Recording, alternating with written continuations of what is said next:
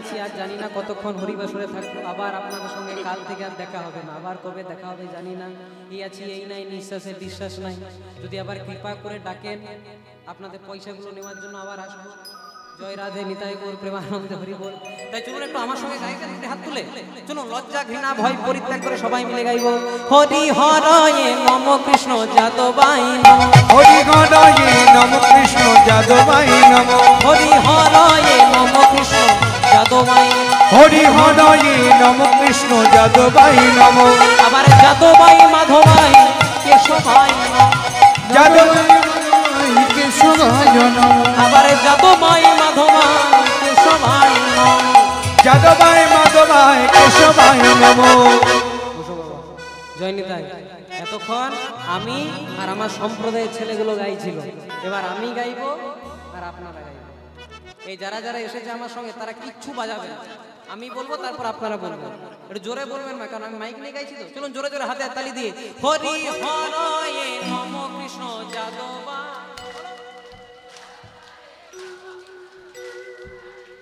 হরি হরয়ে নম কৃষ্ণ যাদবাই নম, যাদবাই মাধবাই কেশবাই নম। প্রেম সে যাদবাই মাধবাই কেশবাই নম,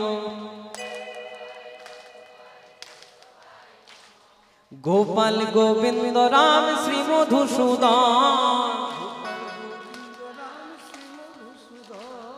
গিরিধারী গোপীনাথ মদন মোহন, মনের আনন্দে বলো হরি ভজ বৃন্দাবন, শ্রী গুরু বৈষ্ণব পদে মোজাইয়া মন।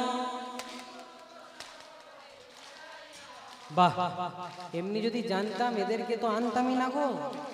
জয় রাধে। চল সবাই মিলে একসঙ্গে হাত ধরে তুলে শ্রী গুরু বৈষ্ণব পাদ পদ্ম করিয়া, শ্রী গুরু বৈষ্ণব পাদ পদ্ম করিয়া, হরি বল রে বল রে বল রে,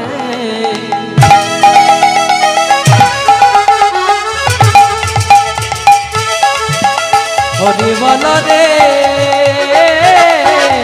হরি বল রে, উলুধ্বনি হরি বল।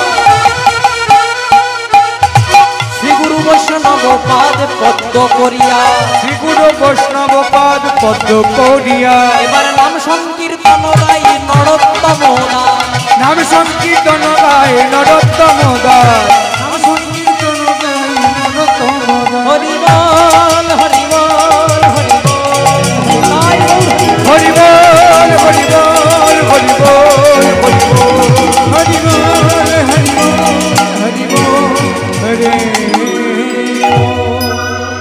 ও মায়েরা, তোমরা যখন গাইছিলে খুব সুন্দর লাগছিল। আবার আমার বাবারা মনে মনে চিন্তা করেছিল ঘরে আমাদের কথা শুনে না, অনুরাগের কথা শুনছে।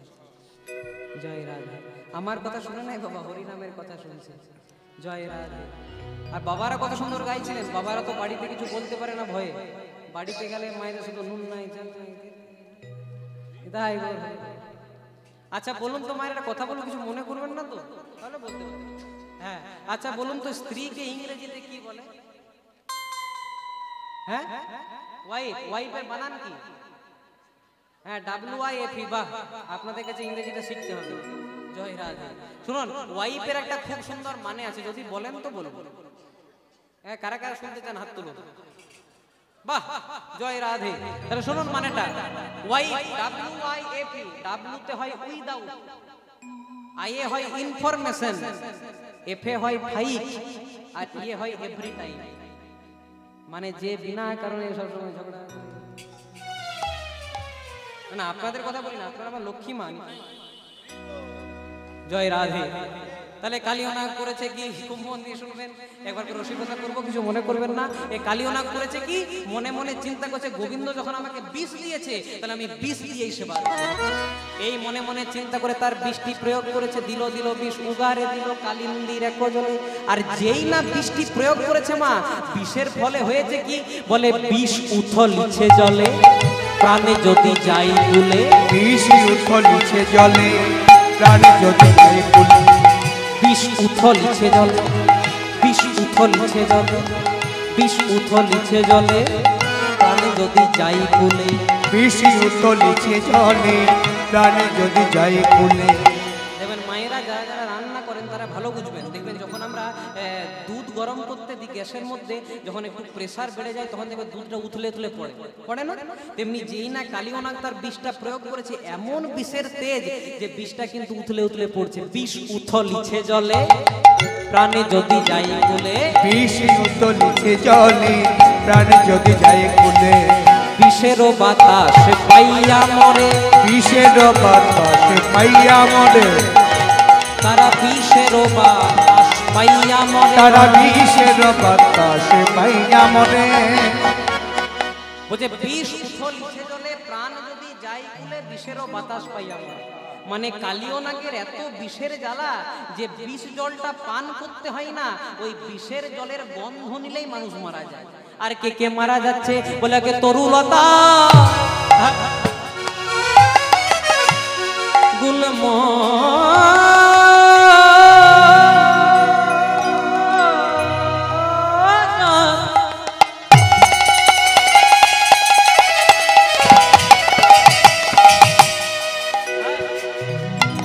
তারা মরিয়াছে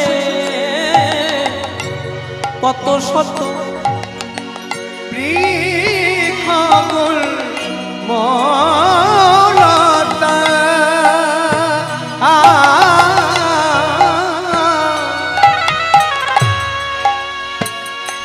তারা মরিয়াছে কত শত। অকীর্তনুলতা গুলম যত,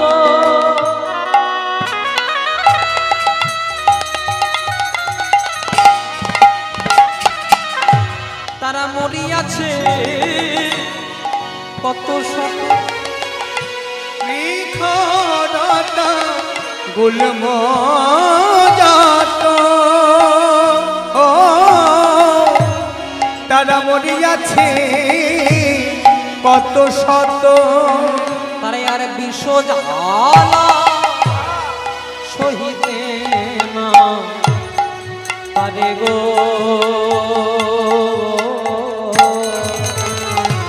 বিষ জ্বালা সহিতে না পারে। তারা বিষের জ্বালা সহিতে না পারে গো। তারা বিষের জ্বালা সহিতে না পারে। আর এই যে সইতে পারছে না, তার পরিণামে কি হচ্ছে বলে, জ্বলে যাই জ্বলে যায়, জ্বলে যায় জ্বলে যায়। তাদের জ্বলে যাই জ্বলে যায়, জ্বলে যায় জ্বলে যায়।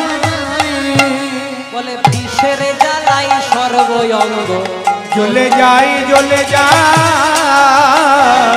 তাদের বিষের জ্বালাই সর্বঙ্গ, জ্বলে যায় জ্বলে যায়। তাদের বিষের জ্বালাই সর্বঙ্গ। জ্বলে যায় জ্বলে যায়। জ্বলে যায় জ্বলে যায়। জ্বলে যায় জ্বলে যায়।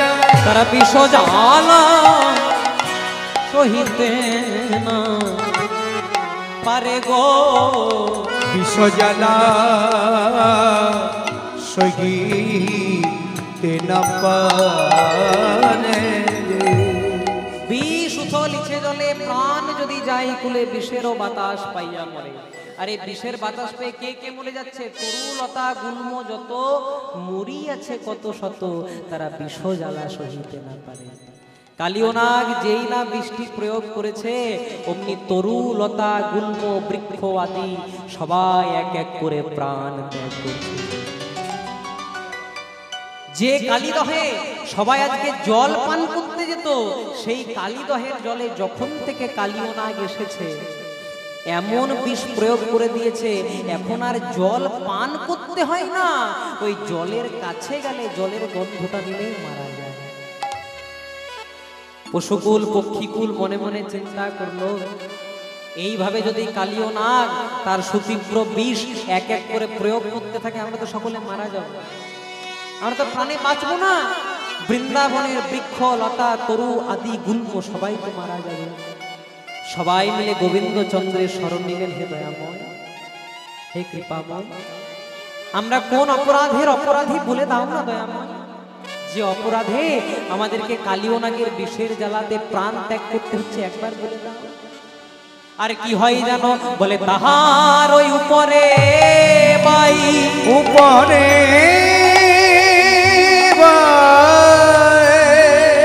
যদি পাখি উড়ে যায়, যদি পাখি উড়ে যায়, তারা ঘুরে ফিরে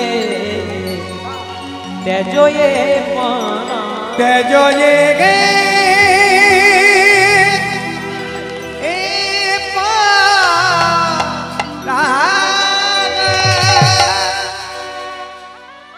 তাহার ওই উপরে বাই, যদি পাখি উড়ে যায় ঘুরে ফিরে তেজয়ে পড়া।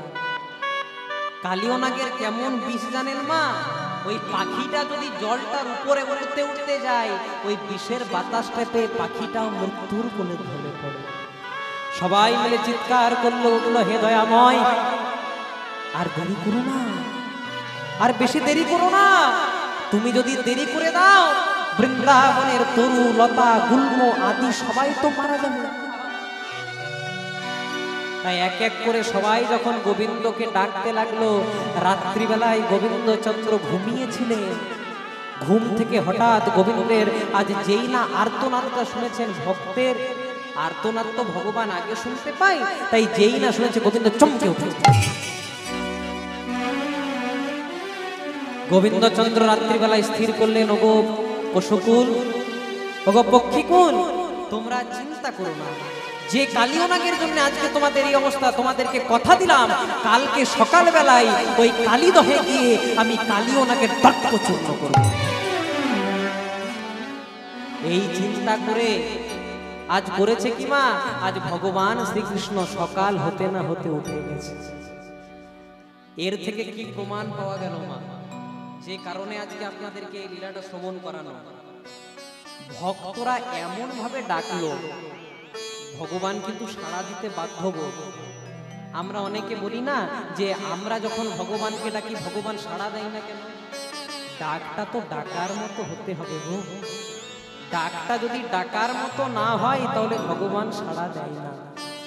আমরা ভগবানকে কখন ডাকি, প্রভু তুমি যদি একবার দেখা দাও, একবার কৃপা করে আমার ছেলেটার চাকরি করে দাও।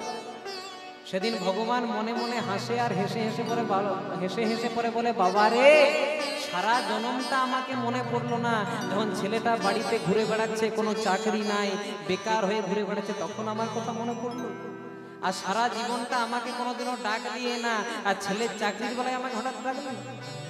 ভগবান একবার আমার মেয়েটার ভালো জায়গায় বিয়ে দিয়ে দাও, আর আর বিশ্বাস করো তোমাকে এমন ডাকবো যে জগতে কেউ ডাকে নাই। ভগবান সেদিন বলে, ওরে তোরা তো আমাকে শুধু দুঃখের সময় ডাকিস, যখন তোদের কষ্ট হয়, যখন তোদের দুঃখ হয়, তখন তো আমাকে ডাকিস, ওই ভালো সময়ে তো আমাকে ডাকিস নেই। একজন ভক্ত ভগবানের কাছে একটা ঝোলা ছিল বাবা, ঝোলা। আমাদের কাছে যেমন ব্যাগ থাকে না, থলি থাকে না, ঝোলা থাকে, তেমনি ভগবানের কাছে একটা ঝোলা ছিল। তা এমন ঝোলা যে ভগবান যেখানে যেতেন ঝোলাটাকে কিন্তু হাতে হাতে করে নিয়ে ঘুরাতেন। আপনাদের মতো একজন ভক্ত ভগবানকে প্রশ্ন করছে, প্রভু তোমার ঝোলাতে কি এমন আছে যে তুমি ভগবান হয়ে 24 ঘন্টা 24 আওয়ার্স ঝোলাটাকে হাতে হাতে করে নিয়ে ঘোরাও? ভগবান বলেন, ওরে বোকা, এই ঝোলার মধ্যে কি আছে জানিস? বলে কি আছে? যে ভক্তরা আমার কাছে যে যা চাই এই ঝোলা থেকে বার করে তাদেরকে সেইটা দিয়ে দেয়। ভক্ত মনে মনে চিন্তা করছে, তাহলে ঝোলার মধ্যে যদি সব কিছু আছে, চেয়ে নি প্রভু, আমি যদি কিছু চাই দেবে? ভগবান চাইবে, চেয়ে তো দেখ, তুই আমার এত ভক্ত, সারাদিন আমার কাছে থাকিস, বল কি চাইবি বল। প্রভু আমার বড় টাকা পয়সার অভাব, আমার বড় অর্থের অভাব, একটু টাকা পয়সা দেবে? ও তো টাকা পয়সা দরকার, এই নিয়ে তোকে টাকা পয়সা দিবে। এমন টাকা পয়সা দিয়েছে মা, যে ভক্ত 24 ঘন্টা ভগবানের কাছে ঘুরে বেড়ায়, সে ভক্ত 1 মাস আর ভগবানের সঙ্গে দেখাই করে। ভগবান মনে মনে চিন্তা করছে, বোধহয় টাকা দিয়েছি আর বোধহয় আসবে না। আবার 1 মাস পরে এসেছে, বলছে হ্যাঁ রে 1 মাস আসিস নাই কেন? তখন ভক্ত বলছে কেন প্রভু, এই টাকা পয়সাগুলো দিলে কোনোটা পাঞ্জাব ন্যাশনাল ব্যাংকে দিলাম, কোনোটা SBI ব্যাংকে দিলাম, দিতে দিতেই সময় চলে গেছে 1 মাস। তা হঠাৎ 1 মাস পরে আমার দরজায় আবার প্রভু টাকা পয়সা তো দিলে যদি একটা ঘর করে দিতে। ঘর চাই, এনে যা তোকে 1 তলা নয় 2 তলা বাড়ি করে দিলাম। ওই 2 তলা বাড়িটা করতে করতেই 2 মাস সময় চলে গেল। হ্যাঁ রে 2 মাস দেখাই করিস না কেন প্রভু? এই যে 2 তলা বাড়ি করার জন্য এত বড় একটা জোগাড় দিলে, 2 তলা বাড়িটা করলাম এতদিন ধরে। হ্যাঁ রে তাহলে 2 তলা বাড়ি হয়ে গেছে, টাকা পয়সা হয়েছে, আজকে আবার কেন এসেছিস? প্রভু একটা 2 তলা বাড়ি তো করে দিয়েছো, কিন্তু আমার স্ত্রী বলছে একটু যদি টাইলস মার্বেল লাগিয়ে দিতে ভালো হতো। বলছে হ্যাঁ রে বাবা, তোর কোনোতেই শান্তি নাই, জানি কত নেবে একটু লাগিয়ে দাও। আবার টাইলস মার্বেল লাগিয়েছে, আবার ভক্ত আবার 1 মাস পরে এসেছে। প্রভু এই বাহার পোতা থেকে পাঁশকুড়া আমার ছেলেটা বলছে হেঁটে হেঁটে যেতে পারবো না, একটা গাড়ির দরকার, গাড়ি দিলে ভালো হতো। গাড়ি চাই, তোকে গাড়িও দিলাম। প্রভু একটু সম্মান দিলে ভালো হতো, যা সম্মান দিলাম। প্রভু একটু বুদ্ধি দিলে ভালো হতো, বুদ্ধি দিলাম। প্রভু একটু প্রতিপত্তি দিলে ভালো হতো, প্রতিপত্তি দিলাম। শুনুন মায়েরা, ভগবানের ঝোলাতে যা কিছু ছিল ভগবান সব কিছু উজাড় করে দিয়ে দিল। সব কিছু দেওয়ার পরেও ভগবানের ঝোলাতে মোটে আর একটি জিনিস পড়ে আছে, এখনো একটি আছে। ভক্ত বলছে প্রভু সব তো দিলে, আত্মমোটে একটা জিনিস ওইটাও দিয়ে দাও। তখন ভগবান বলছে হ্যাঁ রে, যে তোকে খেতে দিচ্ছি তো শুতে চাইছিস, শুতে দিচ্ছি তো ঘুমাতে চাইছিস, কত নিবি? বলছে না প্রভু সব তো দিলে, আর মোটে ঝোলাতে একটা জিনিস ওইটাও দিয়ে দাও। বলে শোন, তোকে সব দিয়েছি কিন্তু এই জিনিসটা দিতে পারবো না। বলে কেন? কারণ এই জিনিসটা যদি তোকে দিয়ে দিই, তুই কোনোদিন আমার কাছে আর আসবিই না, আমাকে আর কোনোদিনও ডাকবিই না, তুই আমার সমান সমান হয়ে যাবে। বলছে ঠিক আছে চাইবো না, একটু বলে তো দাও কি আছে। বলছে বলতে পারি। বলছে কি আছে? বলছে কি আছে জানিস? আয় কানে কানে আয়, শোন শোন শোন।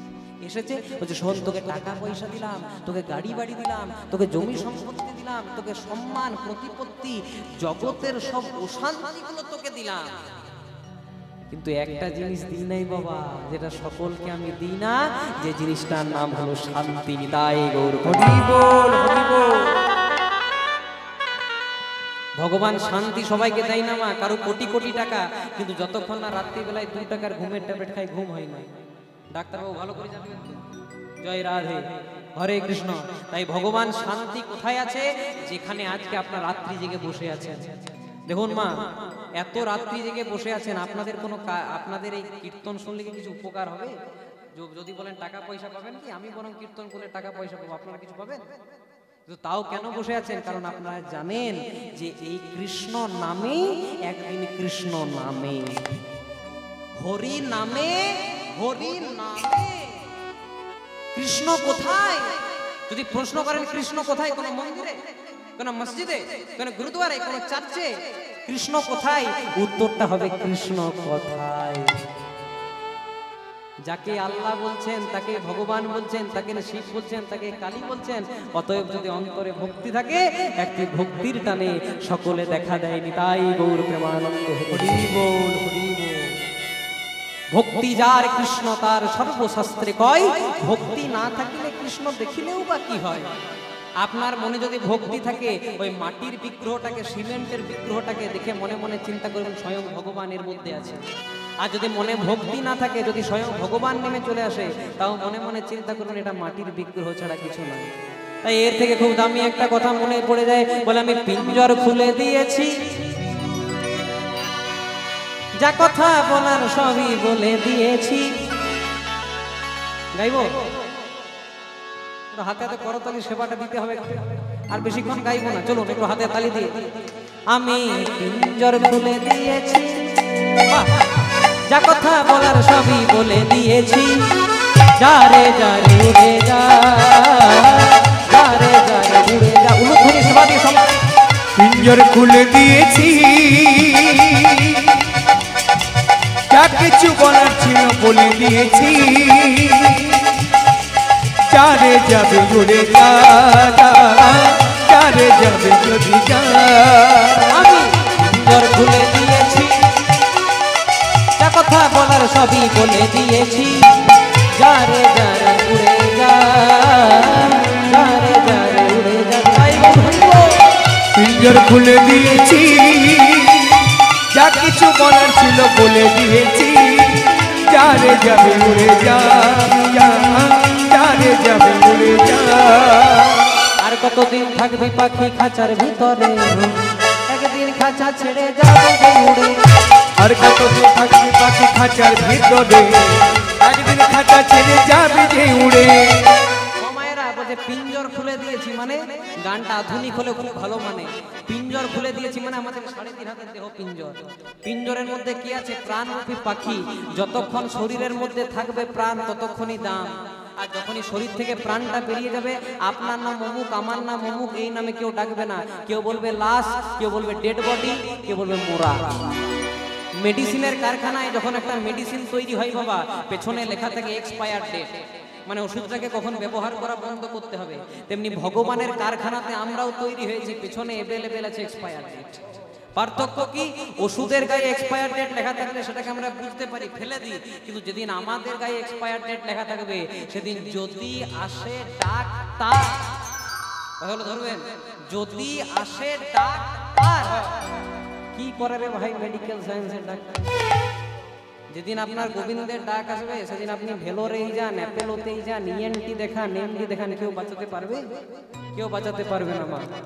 ভগবান দুটো সময় বড় হাসেন গো। ভগবান দুটো সময় বড় হাসেন। কখন না? যখন ডাক্তার রোগী মৃত্যু শয্যায় শায়িত থাকে, আর ডাক্তার সেই সময় বলে চিন্তা নাই,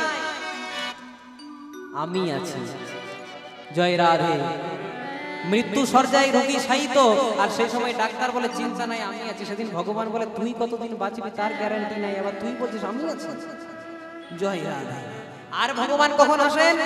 যখন দুই ভাই জমি একটা দড়ি নিয়ে জায়গা মাপ করে, তোর এতটা আমার এতটা। সেদিন ভগবান বললেন কার জায়গাতে তুই আছিস ভাই? কদিন বা থাকবি জায়গাটাতে, আর এই জায়গা নিয়ে এত ভাগাভাগি? আমি এই পাঠালাম, আমি এই জায়গা দিলাম, আমি এই সব দিলাম, আর শেষে আমাকে ভুলে গিয়ে তোর এই জায়গা আমার এই জায়গা। অতএব এসব কোনোদিনও করবেন না মা। জয় রাধে। এখন তো দেখতেই পাচ্ছেন আমাদের দিকে দিকে বৃদ্ধাশ্রম আছে না? এই বৃদ্ধাশ্রমে কারা রেখে দিয়ে আসে? যারা খেটে খাওয়া মানুষ না, যারা কম টাকায় কাজ করে তারা না। কারা? আমাদের মতো ডাক্তার, মাস্টার, ইঞ্জিনিয়ার, যারা নিজেদেরকে ভদ্র বলে গণ্য করি। বাবা মাকে দু চোখে সহ্য করতে পারি না, করি কি? 60 বছর বয়সে স্ত্রীকে নিয়ে সেপারেট থাকি, আর বাবা মাকে বৃদ্ধাশ্রমে রেখে দিয়ে আসি।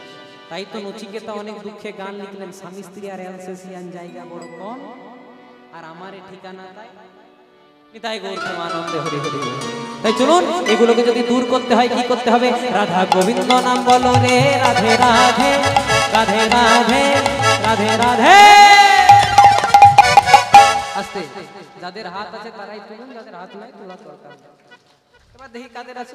রাধা গোবিন্দ নাম বলো রে, রাধে রাধে, রাধা গোবিন্দ নাম বলো রে, রাধে রাধে, গোবিন্দ নাম বলো রে, রাধে রাধে, গোবিন্দ নাম বলো রে, রাধে রাধে, রাধা গোবিন্দ নাম বলো রে, রাধে রাধে, গোবিন্দ নাম বলো রে, রাধে রাধে, গোবিন্দ নাম বলো রে, রাধে রাধে, রাধা গোবিন্দ নাম বলো রে, রাধে রাধে। বলো রাধে রাধে শ্রী রাধে, রাধে রাধে জয় রাধে, রাধে রাধে জয় রাধে, রাধে রাধে শ্রী রাধে, রাধে রাধে জয় রাধে, রাধে রাধে শ্রী রাধে, রাধে রাধে জয় রাধে, রাধে রাধে শ্রী রাধে, জয় রাধে, জয় রাধে, জয় রাধে, জয় রাধে, জয় রাধে, জয় রাধে, জয় রাধে, জয় রাধে, জয় রাধে, জয় রাধে, জয় রাধে। যেই না পশুকুল পক্ষীকুল আর চিৎকার করে বললেন হে গোবিন্দ কৃপা করো, আমরা কালীয় নাগের এই বিষের জ্বালা সহ্য করতে পারছি না, সেদিন ভগবান বললেন ওরে তোদের কোনো চিন্তা নেই, কালকে সকাল বেলায় আমি কালীয় নাগের দর্প চূর্ণ করব। আর এই দিকে যখন গোবিন্দ মনে মনে পশুকুল পক্ষীকুলকে এই কথাটা বলছে, আর এইদিকে রাত্রিবেলায় মা কিন্তু স্বপ্ন দেখছে, মানে কৃষ্ণের মা যশোদা, যশোদা স্বপ্ন দেখছে আমার গোপালকে কালীয় নাগ পুচ্ছে বেষ্টন করে গোপালকে দংশন করছে। মা হওয়া কি মুখের কথা, যদি না বুঝে সন্তানের ব্যথা। জয় রাধে। যদি সন্তানের কিছু অমঙ্গল হয়, যদি সন্তানের কোনো ক্ষতি হয়, সেটা কিন্তু তার মা আগে বুঝতে পারে। কেন বলুন তো? কারণ মায়ের সঙ্গে ছেলেটার একটা নারীর টান থাকে। যে মা 10 মাস 10 দিন গর্ভে ধারণ করে মৃত্যু যন্ত্রণার পরে যদি কোনো যন্ত্রণা হয়, সেটা হলো গর্ভধারণের যন্ত্রণা। যে মা 10 মাস 10 দিন গর্ভে ধারণ করে একটা সন্তানকে জন্ম দেয়, সে যদি না জানে তো কে জানবে মা যে তার ছেলের বিপদ হবে। মা স্বপ্ন দেখছে রাত্রিবেলায় আমার গোপাল কালীদহে জলে পড়ে গেছে,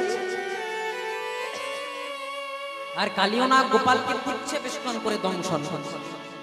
আজ গোপাল উঠেছিল, আর এদিকে মাও স্বপ্নটা থেকে চমকে উঠেছে। যেই না উঠে গেছে অমনি মা দেখছে গোপাল উঠেছে। ও গোপাল, হ্যাঁ রে গোপাল, তুই তো আমার ছোট্ট গোপাল, হ্যাঁ রে তুই এত সকাল সকাল উঠে গেছিস কেন? এখনো ভালো করে ভোর হয়নি, উঠেছিস কেন? মা, আমাকে তাড়াতাড়ি সাজিয়ে দাও, এবার আমি গোষ্ঠ মাঝে যাব, সখাদেরকে সঙ্গে লয়ে খেলা করব। আর মনে মনে চিন্তা করছে, যদি সখাদেরকে সঙ্গে লয়ে খেলা না করি তাহলে তো আমি কালীয় নাগের দর্প চূর্ণ করতে পারব না। তখন মা বলছে, হ্যাঁ রে গোপাল, তুই তোমার ছোট্ট গোপাল, তুই বনে গিয়ে কি করবি? তখন গোপাল বলছে, আমি কি করব জানো মা? বলে আজু হামু, মানে আজকে আমি চড়াবো বাছুর। আজ হামু চড়াবো বাছুর। মা, আর দেরি করিস না, এবার আমায় পড়াইয়া দেমা ধর,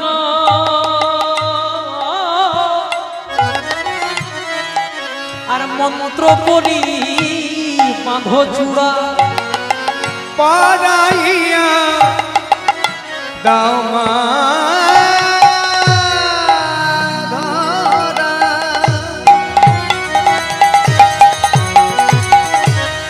মন্ত্র পড়ি বাঁধো চূড়া।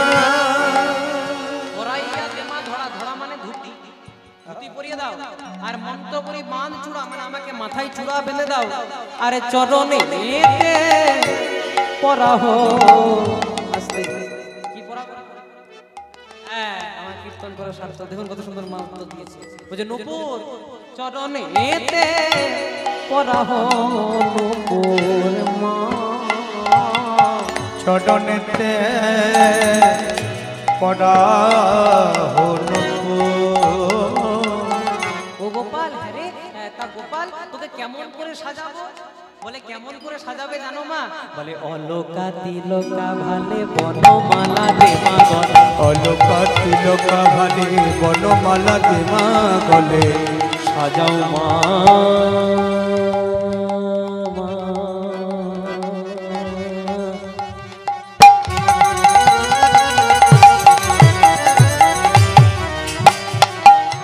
মানন্দ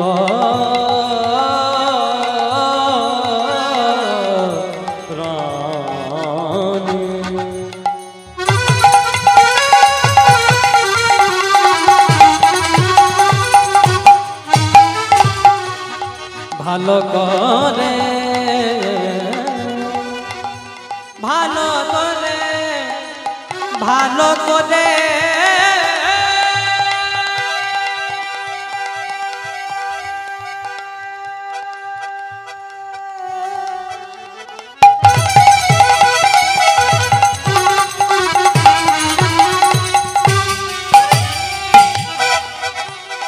ভালো করে, ভালো করে, ভালো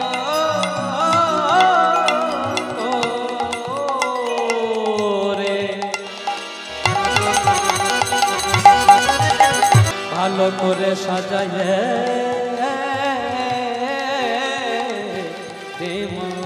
মা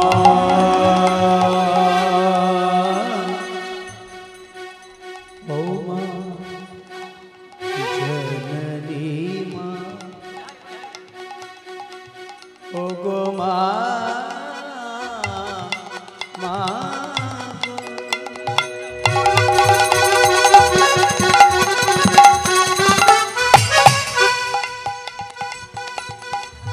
ও গো জননী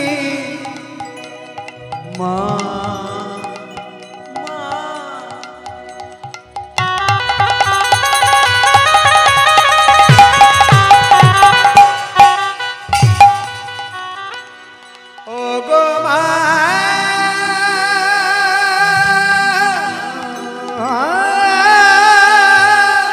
জয় গৌর হরি বল হরি বল হরি বল।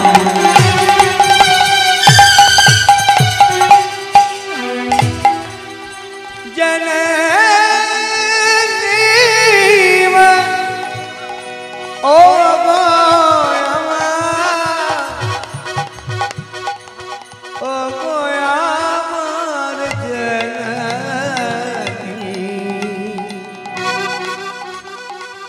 ও গো মা মা গো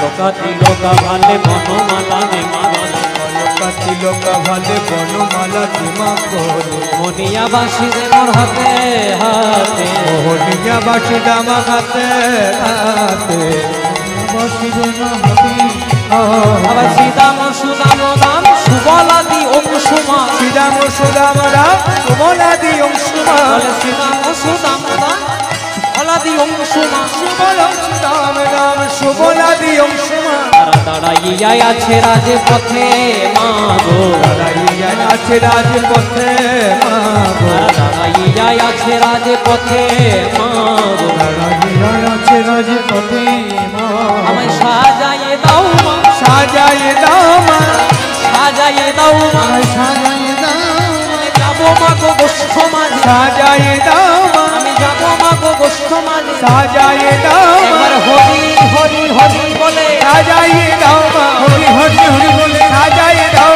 মা হরি হরি হরি বলে সাজাইয়ে দাও মা সাজাইয়ে দাও মা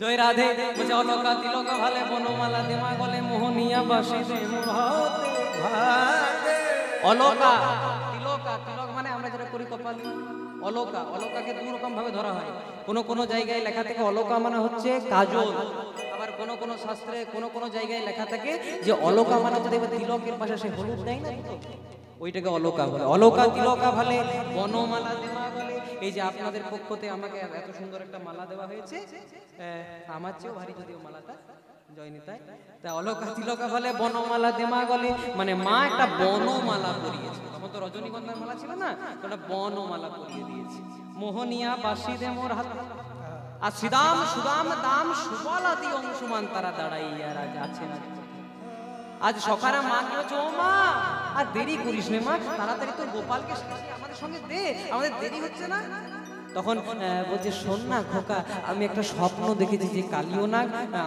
আমার গোপালকে পুচ্ছে বেষ্টন করে দংশন করেছে তাই ওকে কিন্তু আজকে আমি গোষ্ঠে যেতে দেবো না বলে দিবি না বলে না দেবো না বলছে তাহলে যে দিবি না তাহলে কি করে দিবি বলছে শোন যদি বলরাম যায় তবে দেবো মানে যশোমতী নন্দনের একটু বলরামের প্রতি ভরসা ছিল কারণ জানতো যে যাই হোক বলাই দাদা কিন্তু কোনোদিনও কানাইয়ের ক্ষতি হয়ে দেখবে না তাই করেছে কি বলছে তাহলে বলাইকে সঙ্গে দেবো যেই না বলাইকে শোন বলাই আমার কানাইয়ের হাতটা তোর হাতে দিলাম যা চলে যেই না যাবে অমনি বলরামের মা রোহিণী এসে পরে বলছে ও যশোদা তোর কাণ্ড জ্ঞান নেই বলে কেন তুই জানিস না আজকে শ্রাবণী পূর্ণিমা মানে আজকে বলরামের জন্মদিন যদি আপনাদেরকে কেউ প্রশ্ন করে যে যেদিন ভগবান কালিও দমন করেছিল সেদিন বলরামের একটি বিশেষ তিথি ছিল বলরামের জন্মদিন ছিল 6 বছর বয়সে কৃষ্ণ করেছিলেন কালিও দমন কত ছোটবেলার লীলা 6 বছর বয়সে কালিও দমন 7 বছর বয়সে বাম হাতের কনিষ্ঠ আঙ্গুলে 7 দিনের জন্য গিরি গোবর্ধন উত্তোলন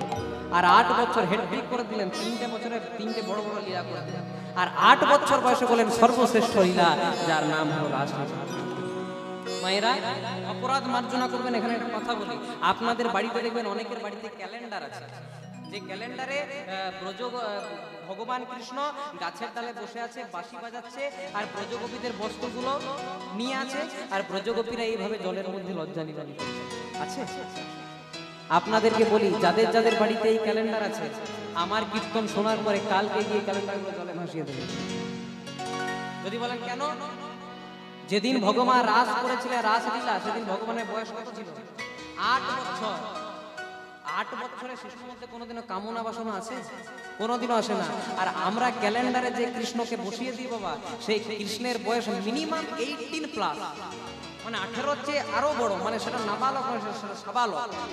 আর যে ব্রজগোপীগুলোকে আমরা দেখাই না, সেই ব্রজগোপীগুলোর কারো বয়স 22, কারো বয়স 23, কারো বয়স 19। এগুলো দেখলে আমাদের মনে কামনা বাসনা আছে, এগুলো হিন্দু জাতির কলঙ্ক যারা এই ক্যালেন্ডারগুলো তৈরি করে।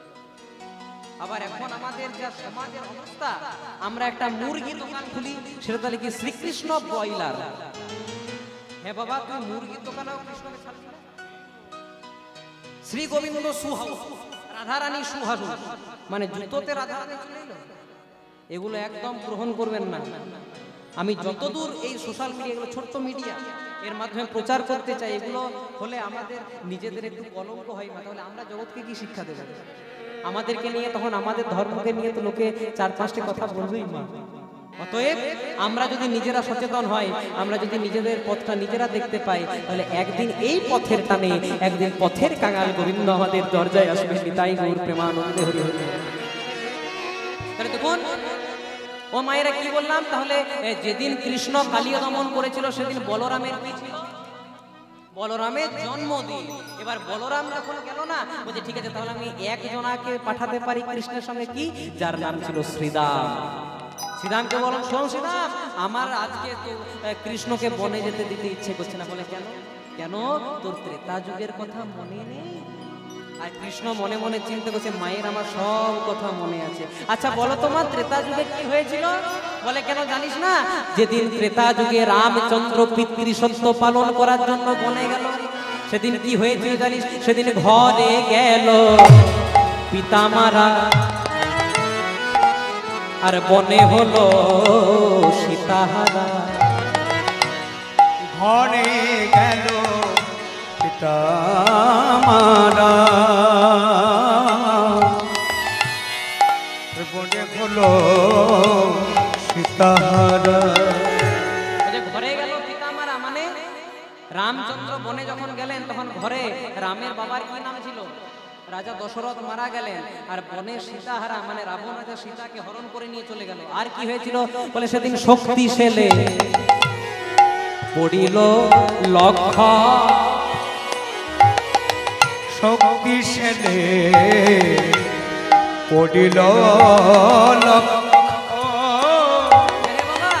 তাহলে আর কিছু হয়নি, বলে আলো হয়েছিল। বলে কি হয়েছে? সেদিন মহিরাব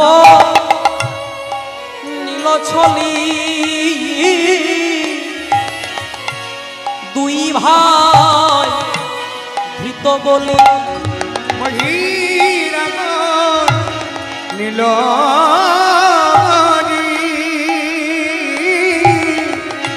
আর দুই ভাই নীলহরি। কি বলছো? বলছে মহিরাবণ নীল ছলি দুই ভাই ধৃত বলি। আর রাবণ আর আরেকজন ভাইয়ের কি নাম ছিল? কুম্ভকর্ণ। এই রাবণ আর কুম্ভকর্ণ মিলে মনে মনে চিন্তা করলো, রামকে আর লক্ষ্মণকে শেষ করে দেবো সীতার জন্য। মহিরাবণ নীলছলি দুই ভাই ধৃত বলি। আর গোপাল বলছে, হ্যাঁ গো মা, সেদিন রামকে কেউ রক্ষা করেনি? বলে রক্ষাও করেছিল। বলে কে রক্ষা করেছিল? সেদিন রক্ষা করলো পবন নন্দন গো, রক্ষা করল পবন নন্দন। পবন নন্দন মানে কি? হ্যাঁ, হনুমান। তাই বলছে সেদিন ভাগ্যে ছিল হনু, ভাগ্যে ছিল হনু, সেদিন ভাগ্যে ছিল হনু, ভাগ্যে ছিল হনু। রক্ষা পেল যুগল তনু, ভাগ্যে ছিল হনু, রক্ষা করলো যুগল তনু, ভাগ্যে ছিল হনু। তাই রক্ষা করলো যুগল তনু, ভাগ্যে ছিল হনু, রক্ষা করলো যুগল তনু, ভাগ্যে ছিল হনু। রক্ষা করলো যুগল তনু, ভাগ্যে ছিল হনু। রক্ষা করলো যুগল তনু, ভাগ্যে ছিল হনু। সেদিন শক্তিশালে পড়িল লক্ষণ গো, শক্তিশালে পড়িল লক্ষণ। দেখুন আমরা কিন্তু লীলাটা ধরেছি ঠিক 7টার সময়, পৌনে 7টার সময়, আর আমি শেষ করবো 10:30টার সময়। একটু মন দিয়ে শুনবেন, আর বেশিক্ষণ নেই। আর আপনাদেরকে খুব জোর 20 থেকে 25 মিনিট বসিয়ে রাখবেন। আচ্ছা, কষ্ট দিচ্ছি না তো? নিতাই গৌর প্রেমানন্দে হরি হরি। 8টা আরম্ভ হয়েছে। হরে কৃষ্ণ।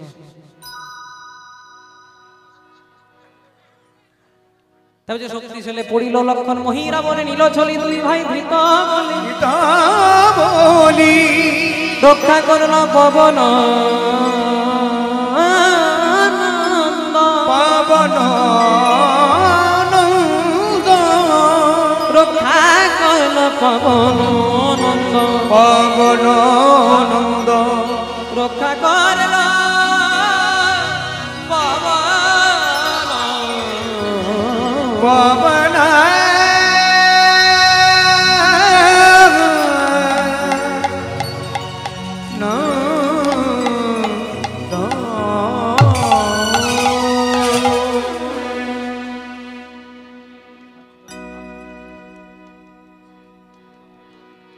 এদিকে খুব মন দিয়ে শুনবেন মা। এদিকে আজকে কিন্তু তাহলে কি বলছে, তাহলে বনে যাওয়ার কথা শুনলে আমার বড় ভয় করে। কেন? কারণ ত্রেতা যুগে শ্রী রামচন্দ্র বনে গেছিল, আর বনে গিয়ে কি হয়েছিল বলছে, ঘরে গেল পিতা মারা, বনে হলো সীতাহারা। মানে ঘরে পিতা দশরথ মারা গেল, আর বনে সীতাকে রাবণ হরণ করে নিয়ে চলে গেল। শক্তিশালী পড়িল লক্ষণ মহিরা বনে নীল ছলি দুই ভাই ধৃত বলি, আর রক্ষা করলো পবন নন্দ। বৃন্দাবনে তখন রাত্রি বাজছে 11:30। খুব মন দিয়ে শুনবে লীলাটা। বৃন্দাবনে তখন রাত্রিবেলায় বাজছে 11:30। 11:30 সময় ভগবান মাথাতে কয়েকটা ইট নিয়ে আর কয়েকটা পাথর নিয়ে ছুটে ছুটে ছুটে ছুটে যাচ্ছে। আর দেখা হয়ে গেছে কার সঙ্গে? আমার না, যিনি ঝালে ঝোলে অম্বলে সব জায়গাতেই থাকে, কি না? নারদ। এমন কোনো গ্রাম নাই বাবা যেখানে একদিকে নারদ নেই। জয় রাধা, হরে কৃষ্ণ। এমন কোনো জায়গা নাই, এমন কোনো প্লেস নাই, এমন কোনো জায়গা নেই যেখানে এক দুটি নারদ নাই। তা হয়েছে কি, আজ ভগবান মাথায় ইট নিয়ে আর পাথর নিয়ে ছুটে ছুটে যাচ্ছে, আর দেখা হয়েছে কার সঙ্গে? না, দেবর্ষি নারদ মুনির সঙ্গে। যেই না নারদ মুনির সঙ্গে দেখা হয়েছে, অমনি আজ নারদ মুনি বলছে, ও প্রভু, ধরে ফেলেছে, ধরে ফেলেছে। বলে কি ধরে ফেলেছে? বলে হ্যাঁ গো, তোমার কালীয় দমন দেখেছি, তোমার কংসবধ দেখেছি, তোমার বাম হাতের কনিষ্ঠ আঙ্গুলে গিরি গোবর্ধন উত্তোলন দেখেছি, মৃত্তিকা ভক্ষণ, এত বড় বড় লীলা দেখেছি। ওই এই লীলা তো দেখি নাই যে মাথায় ইট নিয়ে আর পাথর নিয়ে ছুটে ছুটে যাচ্ছ। তাই ইট পাথর নিয়ে এই শীতকালের দিন রাত্রি 11:30 সময় করবে কি? ভগবান বলছে, ওগো নারদ, আমার একজন ভক্ত আছে গো বৃন্দাবনে। কি নাম? যার নাম হলো মাধব দাস। সে আমাকে এত ভালোবাসে, রোদ দেয়, জল পড়ে, বজ্রপাত হয়, ঝড় দেয়, তাও কিন্তু আমার নাম গাইতে কোনোদিনও ভুলে না। যেই না বলে দিয়েছে আমার নাম গাইতে ভুলে না, তা হঠাৎ ওর জন্য ঘর করছো? জানো নারদ, ওকে আমি বারবার বলেছি, ও মাধু, ওকে আমি মাধু বলি, মাধু, তা তুমি যখন আমার নাম করছো, একটা ভালো থেকে ঘর করো। কারণ তারা ঘর যদি ভালো না করো, একেই তোমার একটা ফাটা ঘর, তাহলে তুমি যখন গ্রীষ্মকালে নাম করবে, তখন গ্রীষ্মকালে রোদ তোমার মাথায় পড়বে, বর্ষাকালে বৃষ্টিটা তোমার মাথায় পড়বে। ভালো থেকে ঘর করো। সেই ভক্ত আমাকে বারবার করে বলেছে, প্রভু আমার ঘর করার সময় নেই, আমার সব সময় তোমার চিন্তাতেই চলে যায়। তাহলে সে যদি আমার চিন্তাতে যদি 24 ঘন্টা কাটাতে পারে, আমি কি তার জন্য একটা ঘর করে দিতে পারি না? তাই রাত্রিবেলায় আমি মাথায় ইট নিয়ে আর পাথর নিয়ে ভক্তের ঘর করার জন্য যাচ্ছি। তখন নারদ মুনি বলছে, হ্যাঁ প্রভু, তাহলে এত রাত্রিবেলায়, শীতকালের দিন, এত রাত্রিতে না গিয়ে তো সকালবেলায় যেতে পারতে, তাহলে ঠান্ডাটা লাগতো না? যেই না বলেছে উনি ভগবান বলছে, আমার বাবার তো আর ইটের পাঁজা নাই, আমি চুরি করতে গেছিলাম, লোকের ঘরে চুরি করেছি, চুরি করে ইট এনেছি, পাথর এনেছি। আমার ছোটবেলা থেকে নাম ননি চোরা, একটু চুরি করতে ভালোবাসি। আর যদি সকালবেলায় চুরি করি, তাহলে পিঠে উত্তম মধ্যম পড়বে। তার চেয়ে বরং বাবা রাত্রিবেলায় ইট পাথরগুলো চুরি করে ভক্তের জন্য ঘর করার জন্য যাচ্ছি। যেই না বলে দিয়েছে মা যে ভক্তের জন্য ঘর করার জন্য যাচ্ছি চুরি করে, নারদ মুনি মনে মনে চিন্তা করছে, দেখতে হবে কোন ভক্ত, যে ভক্তের জন্য স্বয়ং ভগবান চুরি করে ঘর করতে যাচ্ছে, দেখতে হবে ভক্তটা কেমন। তাই ভগবান যাওয়ার আগে আজ নারদ মুনি করেছে কি, নারদ মুনি একটি ব্রাহ্মণের বেশ ধরে মুখে নাম গাইতে গাইতে চলেছে। কেমন ভাবে? বলে, ভক্ত বড় শক্ত,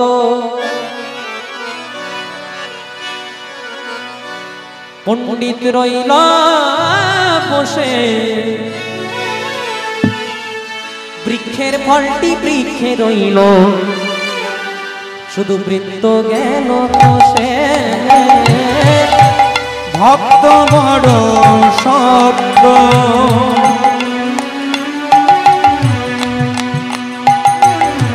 পণ্ডিত রইল বসে, বৃক্ষের ফল বৃক্ষে রইল, শুধু বৃক্ষের ফলটি বৃক্ষে রইল, বৃন্দ গেল খসে। ভক্ত বড় শক্ত,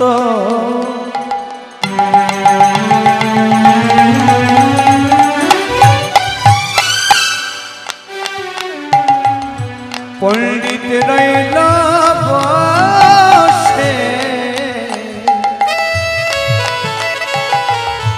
বৃক্ষের ফলটি বৃক্ষে রইল, বৃন্দ পড়ল খসে। আমি সোজা পথে চলি,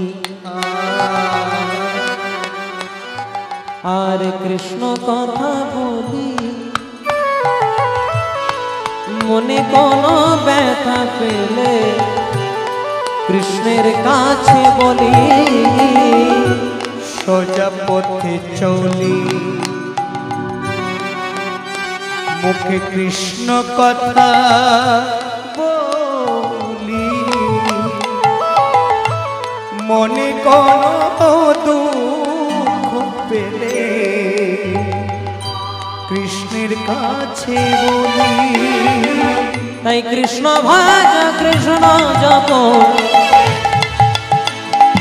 অবুঝ মনে রে আমার, কৃষ্ণ বিনা এই জগতে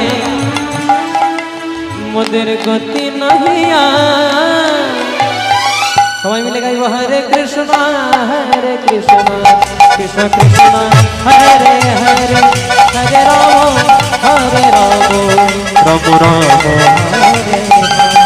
হরে কৃষ্ণ হরে কৃষ্ণ, কৃষ্ণ কৃষ্ণ হরে হরে, হরে রাম হরে রাম, রাম রাম হরে হরে।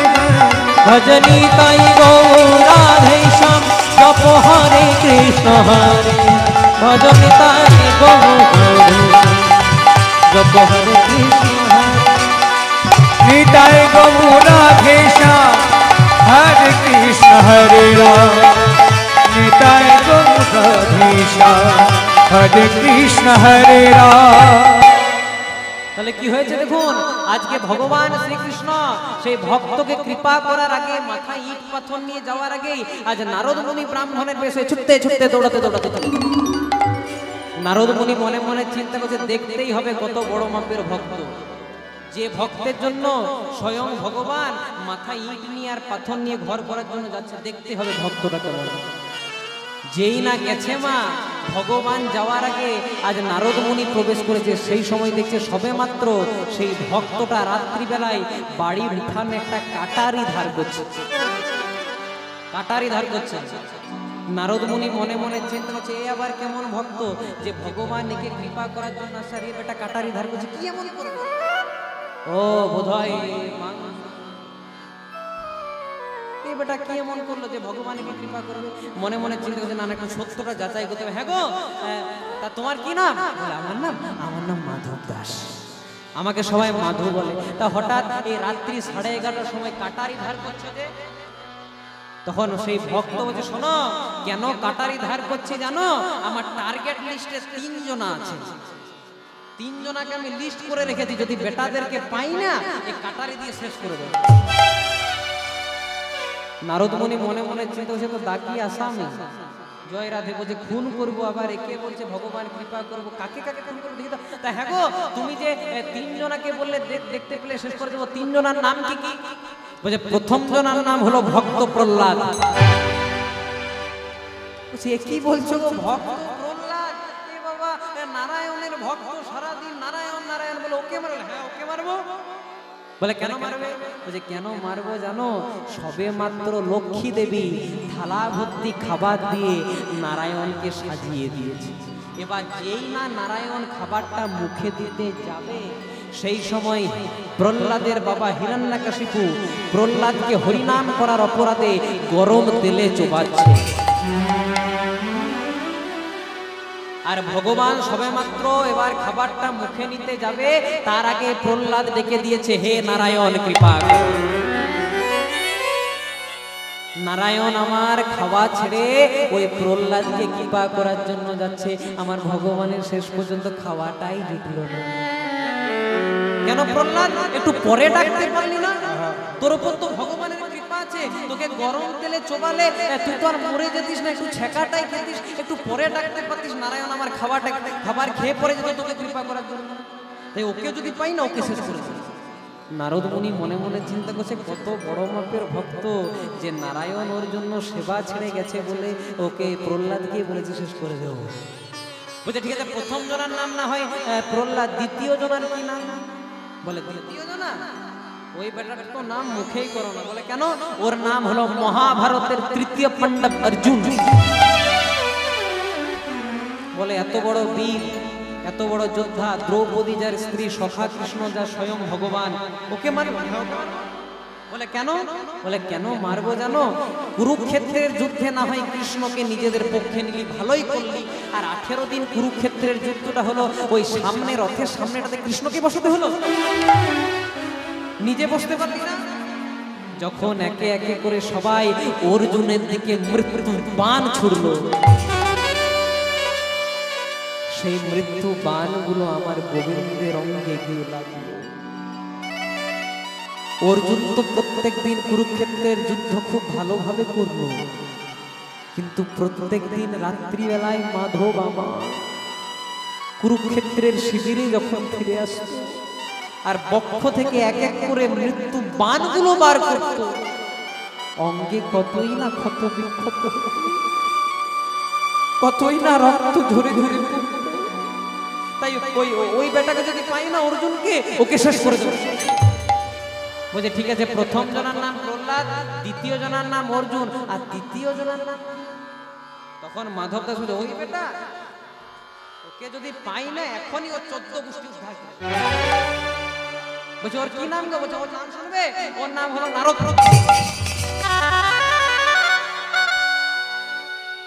নারদ মনে মনে চিন্তা করছে, ভাগ্যে বাবা ব্রাহ্মণ সেজে এসেছে, তা না হলে আজকে বাসি সাজ্জা লিস্ট বার করে দিত। নারদ ভয়ে ভয়ে বলছে, নারদ কেন?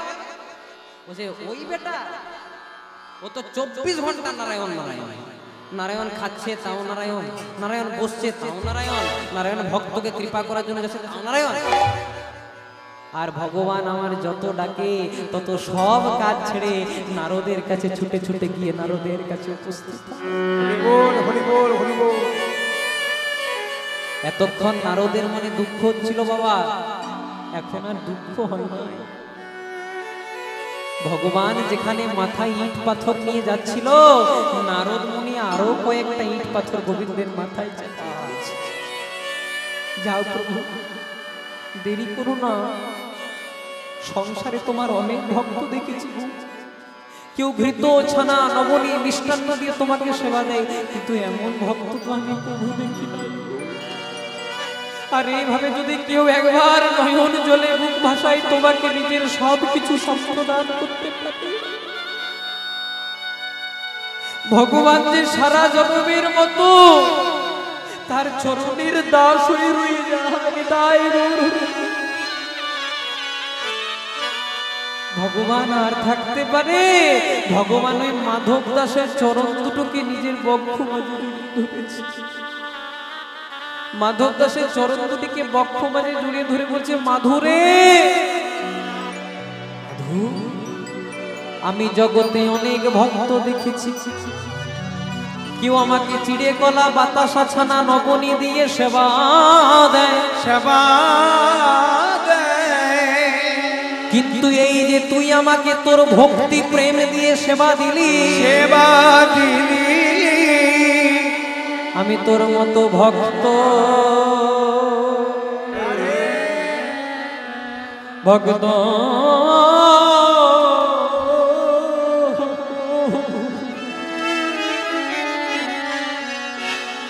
তোর মতো ভক্ত প্রভু দেখি দেখি না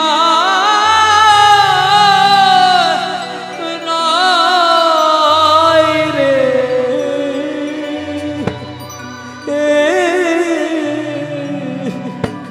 তোর মতো ভক্ত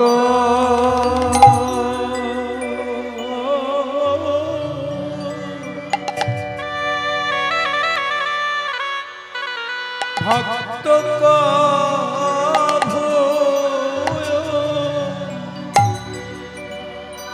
ভক্ত কবু দেখি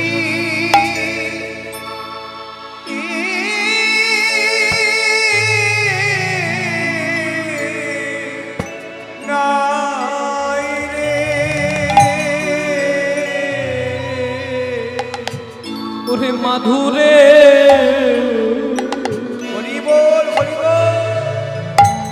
তোর মতো ভগত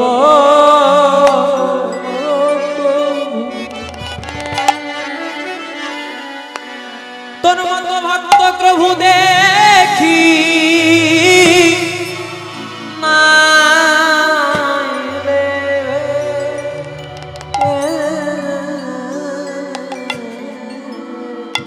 তোর মতো ভক্ত নিতাই গৌর হরিব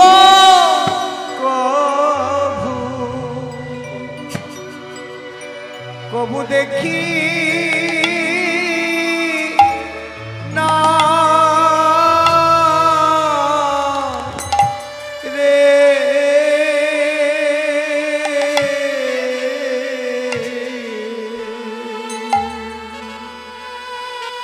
তোর মতো ভক্ত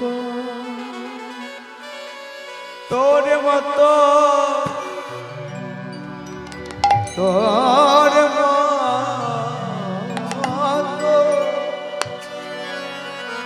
তোর মতো ভক্ত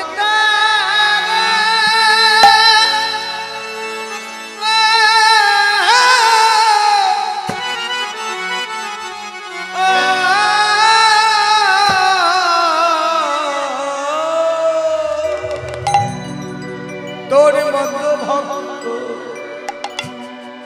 এমন দেখি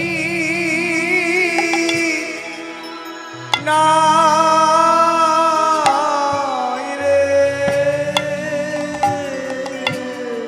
এমন প্রেম ভক্তি রাধে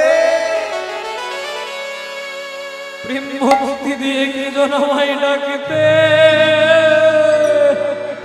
পারে তোর মতো ভক্ত আমি তোর চরণের দাস রে মধু দেখি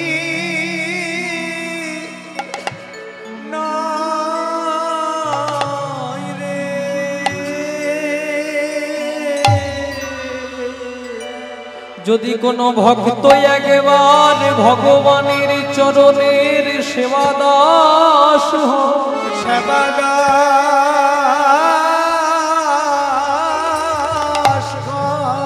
ভগবান যে সেই ভক্তকে পরীক্ষা করে গো পরীক্ষা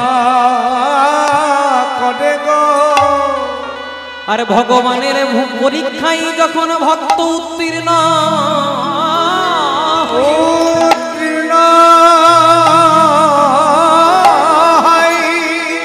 তখন ভগবান কি করে জানো কি করে জানো ভগবান সেই ভক্তের চরণ ধুলা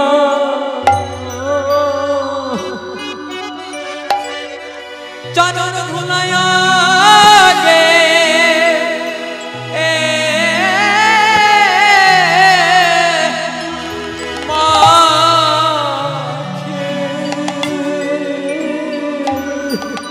ভক্তের চরণে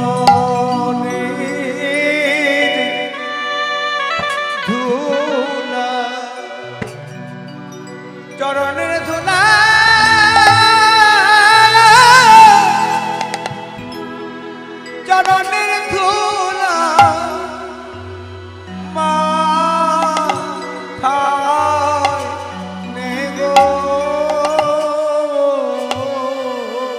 গোবিন্দ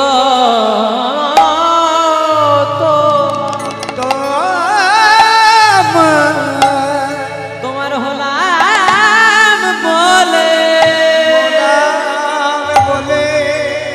বলে সে ভক্তের চরণে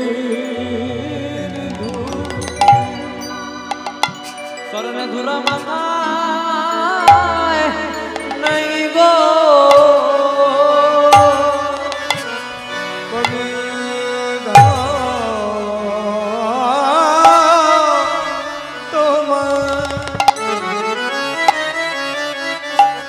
তোমার গোলাম বলে আমি তোমার চরণ ধরে থাকিতে চাই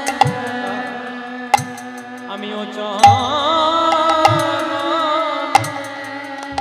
ও চরণে শরণ ওই চরণ ধরে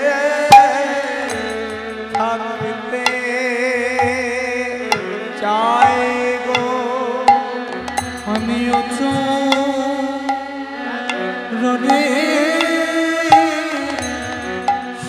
শরণিনী তোমার চরণ ধরে থাকতে চাই গো তোমার ওই চরণে শরণিনী তোমার চরণ সেবা করতে চাই গো চরণ ধরে থাকতে চাই গো তোমার চরণ আমি শরণে নিলাম তাই গৌর চরণ ধরে থাকতে চাই গো তোমার চরণ ছাড়া আমায় করো না। তোমার ওই চরণে থাকতে চাই গো আমিও চরণ ধরে মিনতি করি তোমার চরণ ধরে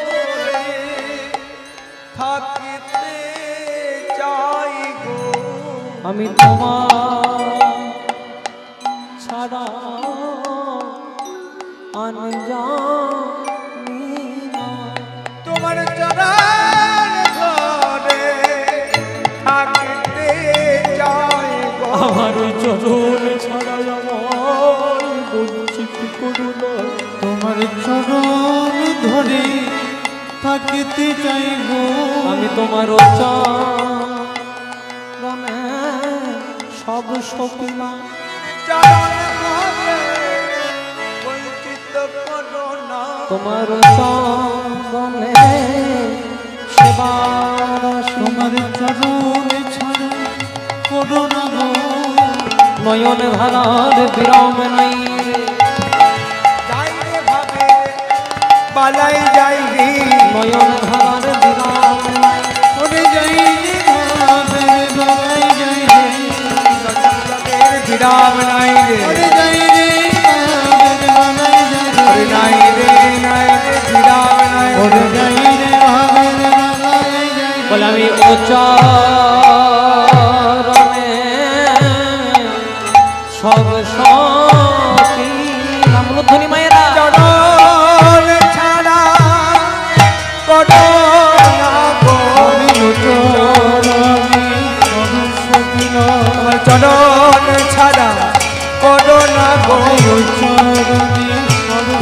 তোমার চরণ ছাড়া করো না গো তোমার চরণ ছাড়া করো না গো তোমার চরণ ছাড়া করো না গো বলে আমি ও চরণে সব সবিতাই গৌর চরণ ছাড়া করো না গো চরণ ছাড়া করো না গো আমায় চরণ ছাড়া করো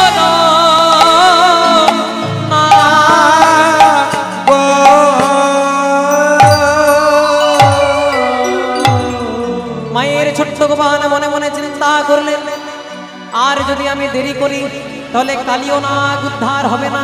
তাই কালীয় নাগে তর্ক চূর্ণ করার জন্য ভগবান সখাদেরকে সঙ্গে লয়ে আজ শুরু করলেন গোষ্ঠলীলার পথে ধাবিত হওয়া। মা যাওয়ার সময় বারবার করে বলে দিল, ওরে শ্রীরাম, ওরে সুবল, যেহেতু বলরাম যাচ্ছে না তাই তোদের হাতে আমার গোপালকে সমর্পণ করলাম। দেখবি খোকা, আমার গোপালকে যেন তোরা আবার ঠিক মতো ফিরে আনিস। মা গোময়ের ফোঁটা দিয়ে আজকে গোপালকে পাঠিয়ে দিলাম। শোন, দুটো জায়গায় যাবি না। দুটো জায়গার কি কি নাম?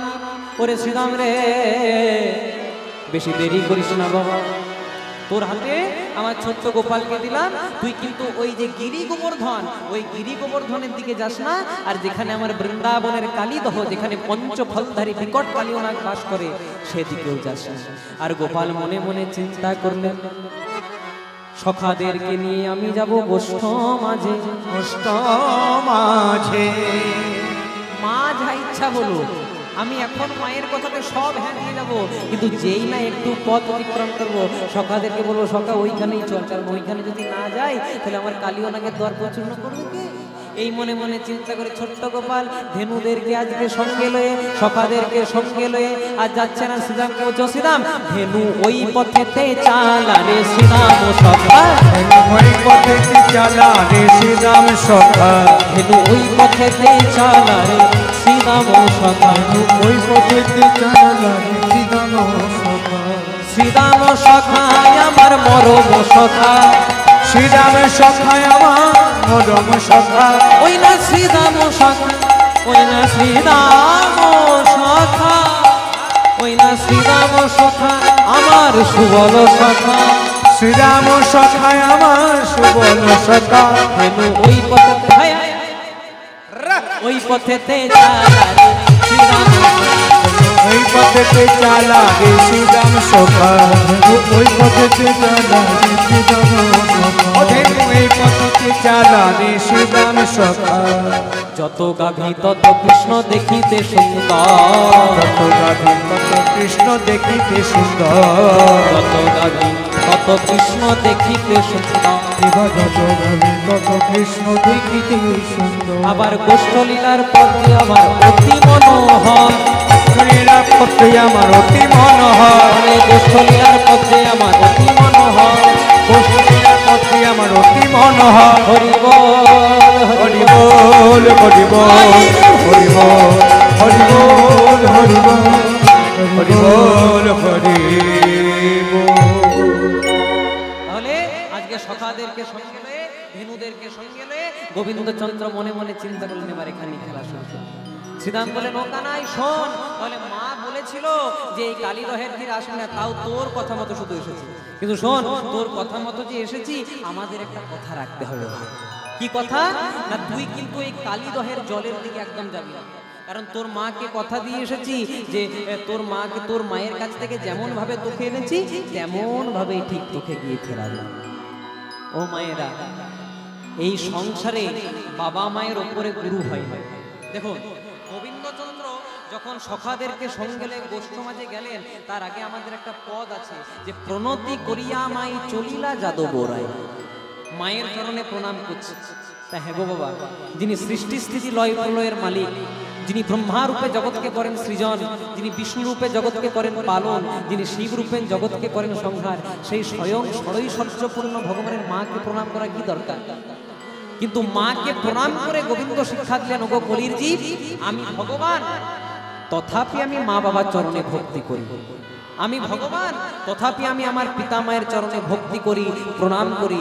তোমরাও যেন কেউ মা বাবার চরণে প্রণাম করতে ভুলে যেও না। তোমাদের জন্ম হোক যথাতথা, তোমাদের কর্ম যেন ভালো।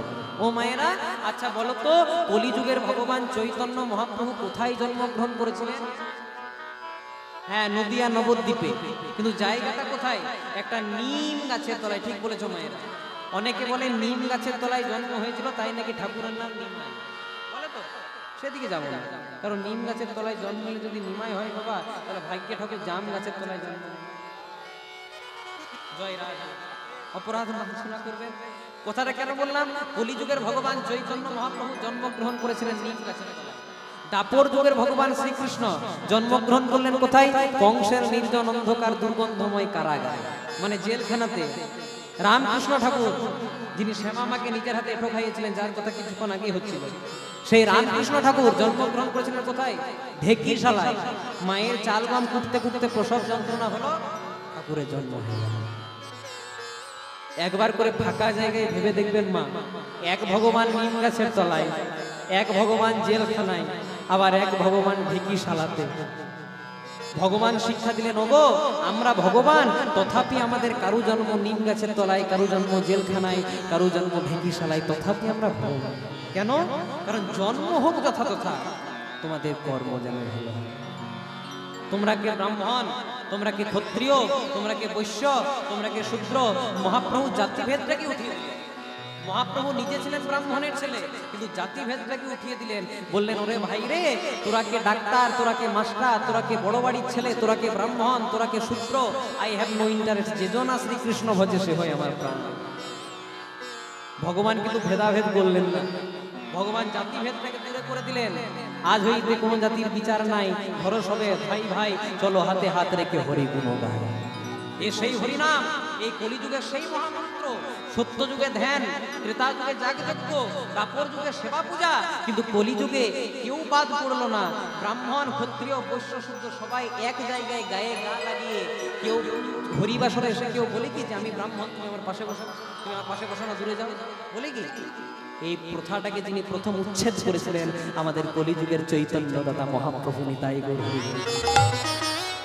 আমার মনে হয় মা, যেদিন আমরা চৈতন্য মহাপ্রভুকে ভুলে যাব, সেদিনেই কিন্তু আমাদের বাঙালি জাতি ধ্বংস হয়ে যাবে। কেন? যে চৈতন্য মহাপ্রভু আমাদেরকে সবাইকে হরিনাম বিতরণ করলেন, জগাই মাধায়ের মতো পাপী মহাপ্রভু যদি ইচ্ছা করতেন তাদেরকে তো বধ করে দিতে পারতেন, সংহার করে দিতে পারতেন, কিন্তু মহাপ্রভু করলেন না। জগাই মাধাই করেছিল কি? নিত্যানন্দ প্রভুর মাথায় কলসির কানা ছুঁড়ে মেরেছিল, কিন্তু তাও মহাপ্রভু বলেছিলেন, মেরেছ কলসির কানা, তাহলে কি প্রেম দেব না? এই এমন দয়াল, যে দয়ালের কাছে কারো বিচার নাই। এ দয়াল হাতে ধরে, এ দয়াল পায়ে পড়ে, আর শেষ পর্যন্ত বক্ষে বক্ষ ধরে শুধু হরি। এমন দয়াল আর হবে না, আর কোনোদিনও হবার নয়। এই চৈতন্য মহাপ্রভুকে যদি আমরা ভুলে যাই মা, তাহলে তো আমরা বড় ক্ষতির মুখে পড়ে যাব। এখন শুধু কীর্তনের যুক্তি তর্ক, চৈতন্য চরিতামৃত পড়বেন না। আমরা অপশব্দ ব্যবহার করছি রাধারানীকে, চৈতন্য চরিতামৃত মিথ্যা, এগুলো বললে কীর্তনটা কোনোদিনও শেষ হয়ে যাবে না, আর সনাতন ধর্ম কোনোদিনও শেষ হয়ে যাবে না। যতদিন পৃথিবী বাঁচবে, যতদিন পৃথিবী ধ্বংস না হবে, ততদিন এই সনাতন ধর্মের কথা পাতায় অক্ষরে অক্ষরে লেখা। এই এক ধর্ম যে কোনো ধর্মকে ছোট করে না, যে কোনো ধর্মকে কিচ্ছু বলে না, শুধুমাত্র সব ধর্মকে সম্মান দেয়, তাই তো এই জগৎ সেরা। আচ্ছা বলুন তো মা, আমরা কোন দেশে থাকি? দেশটার কি নাম? ভারতবর্ষ। আমরা ভারতকে কিসের চোখে দেখি? মায়ের চোখে। আপনি আমেরিকাতে যান, আমেরিকাতে বলে আমেরিকা মা, ব্রিটেনের বাসী বলে ব্রিটেন মা, জার্মানির বাসী বলে জার্মানি মা, কিন্তু আমরাই শুধু বলি ভারত। আমরা অন্য দেশে যাই কেন? না টাকা পয়সা অর্থ উপার্জনের জন্য। আর বিদেশের ছেলেরা আমাদের মাটিতে আসে কেন? পারমার্থিক উপার্জনের জন্য। যে দেখুন এখন বড় বড় সংস্থা, তারা তাদের কালচারকে, তাদের সংস্কৃতিকে দূরে রেখেছে। তারা হাফ প্যান্ট হাফ জামাটাকে ফুল প্যান্ট ফুল জামা, শাড়িতে পরিণত করেছে, ধুতিতে পরিণত করেছে। আর তারা মুখে হরে কৃষ্ণ বলতে পারছে না, তাও আমাদের সঙ্গে তাল মিলিয়ে শুধু হরে কৃষ্ণ কৃষ্ণ কৃষ্ণ হরে হরে, হরে রাম রাম নিতাই গৌর হরি হরি বল, হরি হরি বল। তাই গোবিন্দ চন্দ্র মায়ের চরণে প্রণাম করে বলেন, প্রণতি করিয়া মাই চলিলা যাদবরায়, প্রণতি করি মা চলিলা যাদবরায়, প্রণতি করিয়া মাই, প্রণতি করিয়া মাই, প্রণতি করিয়া মাই চলিলা যাদবরায়, প্রণতি করিয়া মাই চলিলা যাদবরায়। দেখো দেখো আগে পিছে থাই ধেনুগণ, আগে পিছে ধাই ধেনুগণ, আবার আগে পিছে ধাই ধেনুগণ, আগে পিছে ধাই ধেন ঘন বাজে হরষিতম সুর পুর হরষিতম কুড় কুড় হরষিতম বলে যাই রে কানু আনন্দে যাই রে কানু আনন্দিতে যাই রে কানু আনন্দে যাই রে কানু আনন্দিতে সখাগণকে সঙ্গে লই যাই রে কানু আনন্দিতে সখাগণকে সঙ্গে লই যাই রে কানু আনন্দিতে। তাই মায়ের চরণে প্রণাম করে বললেন, মা তুমি চিন্তা করো না, আমি ওই সন্ধে হওয়ার আগে তোমার কোলে আবার ফিরে আসবো। আর মনে মনে চিন্তা করছে, মা একবার যেতে দাও, ওই দুষ্ট কালী ওনাকে দর্প চূর্ণ করবে। সখাদেরকে সঙ্গে লয়ে আজ ভগবান শুরু করলেন বিনোদ খেলা, খেলতে খেলতে খেলতে খেলতে সখারা হয়ে পড়লো তৃষ্ণার্ত। ভগবানের লীলা। কারণ ভগবান মনে মনে চিন্তা করলেন, কালীও নাগ যদি আমাকে যদি কিছু না করে, আমি ওকে কি করে বধ করবো, আমি কি করে উদ্ধার করবো? যদিও ভগবান বধ করেন, উদ্ধার করেছিলেন, কি করে উদ্ধার করবো? ও তো আমাকে আজ পর্যন্ত আঘাত করেন। তাই মনে মনে চিন্তা করেন, কিছু একটা উপায় বার করতে হবে। খেলতে খেলতে সখারা হয়ে পড়লো তৃষ্ণার্ত। আর গোবিন্দ দেখিয়ে দিলেন, ওই যে কালীদহের জল, ওখানে জল পান কর। এবার গোবিন্দ করলেন কি, গোবিন্দ নিজে এক জায়গায় বসে থেকে আজকে সখারা কালীদহের জল পান করলেন। নিয়তির লিখন কে করে খণ্ডন, এমন জল পান করলো সবাই এক এক করে মৃত্যুর কোলে ঢলে পড়লো। ভগবান আর চিৎকার করে বলে বলেন, ওগো কালী নাগ, এতদিন তুমি যাকে যা করেছো কিচ্ছু বলিনি, কিন্তু আজকে তুমি যখন আমার সখাগণকে আঘাত করলে, কথা দিলাম কিছুক্ষণের মধ্যেই ওই বৃন্দাবনের কালীদহে গিয়ে তোমার দর্প চূর্ণ করবো। গোবিন্দ করলেন কি, কথায় আছে মা পরশমণির ছোঁয়া পেলে লোহাও সোনাতে পরিণত হয়। আজ গোবিন্দ সেই মৃতপ্রায় সখাগুলির সর্বঙ্গে তার শ্রীহস্ত। সবাই যখন এক এক করে চৈতন্য ফিরে পাচ্ছে, গোবিন্দ মনে মনে চিন্তা করলেন, এই সুযোগ এবারে কালী ওনাগের দর্প চূর্ণ করতে হবে। একটা কদম গাছ বাবা, যে কদম গাছটা এখনো বৃন্দাবনের মাটিতে রয়ে গেছে। আপনারা তো বলতে পারেন, এতদিনের কদম গাছ আজ পর্যন্ত আছে কি করে? কথিত আছে বিনতানন্দন গরুর, গরুরের নাম শুনেছেন? এই বিনতানন্দন গরুর মায়ের দাসিত্ব মোচন করার জন্য ওই সর্পদের সঙ্গে লড়াই করে এক ভাণ্ড অমৃত মায়ের জন্য আনছিল, দাসিত্ব যেন মোচন হয়ে যায়। আর ওই দাসিত্ব মোচন করার জন্য অমৃতটা আনার পথে কথিত আছে একটি রাত্রি গরুর ওই কদম গাছে আশ্রয় নিয়েছিল। আর ওই কদম গাছ থেকে অজান্তে ওই ভাড় থেকে এক ফোঁটা অমৃত গিয়ে পড়েছিল কদম গাছে, সেদিন থেকে অমর হয়ে গেছে। আবার কোন কোন শাস্ত্রে লেখা আছে, ওই অমৃত ভাণ্ডটার স্পর্শেই আজকে কিন্তু গাছটা অমর হয়ে রয়ে গেছে। তাই সেই গাছটাতে গোবিন্দ আজ ভালো করে চড়লেন। এবার ঝাঁপ দিচ্ছেন কেমন ভাবে, দেখি যদু নন্দন দুষ্ট সর্প বিনাশন বিনাশন উঠিলে কদম্বের ডালে, কদম্বের ডালে কদম্ব ডালেতে চড়ি চড়ি হনুমানটি সাটি সাটি কানাই ঝাঁপ দিল কালিন্দী, কালিন্দী রাজরে।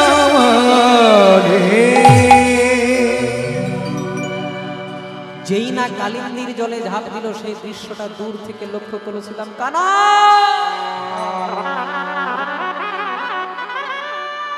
কানা, তোর মাকে কথা দিয়ে এসেছিলাম ভাই, তোকে যেমন ভাবে নিয়ে এসেছি তোকে তেমন ভাবে কি করলি ভাই? আমাদেরকে ছেড়ে তুই চিরতরে চলে গেলি। ফিরে আয় না, ফিরে আয়, একবার শ্রীরাম বলে ডাক। মাকে কি জবাব দেব? চতুর্দিকে বৃন্দাবনে খবর চলে গেল, কানাই কালীদহের জলে তার প্রাণ বিসর্জন করেছে। খবরটা মায়ের কানেও গেল। মা আজ নন্দ রাজার হাতটাকে ধরে পরে বলছে, স্বামী গো, আমাকে গোপাল ধনে ফিরিয়ে দাও। আমি গোপাল ছাড়া কিচ্ছু জানি না, আমার হাধনের ধন মানিক রত্ন, গোপালকে ফিরিয়ে দাও না স্বামী, ফিরিয়ে দাও। সবাই ছুটে ছুটে দৌড়াতে দৌড়াতে আজকে ওই কালিন্দীর তীরে এলো, যমুনার তীরে। খবরটা সবার কানে গেল বাবা, আর সবার কানে যাওয়ার সঙ্গে সঙ্গে আরেকজনের কানে গেল। শ্যামগরবের গরবিনী, অষ্টসখী রাজনন্দিনী, বৃষভানু রাজনন্দিনী, ওই যে আমার রাধারানী। রাধারানী গোবিন্দকে ডেকে ডেকে বললেন, হে দয়াময়, বৃন্দাবনে তোমাকে নিষ্কাম ভালোবাসি বলে আমাকে সবাই বলে আমি নাকি কৃষ্ণ কলঙ্ক। আমার দুঃখ নেই, আমার কষ্ট নেই, আমার যন্ত্রণাই কেন জানো? কারণ দিনের শেষে ওই কলঙ্কিনী অপবাদটার পরেও অন্তত তোমার বদনটা তো একবার দর্শন করতে পারি। তুমি যদি চলে যাও আমি কাকে আমার কাছে তুমি ফিরে এসো, একবার ফিরে এসো। আর কেঁদে কেঁদে নয়ন জলে বুক ভাসিয়ে আজ রাধারানী কেঁদে কেঁদে কি বলছে জানো? বলে পরাণ বধুরা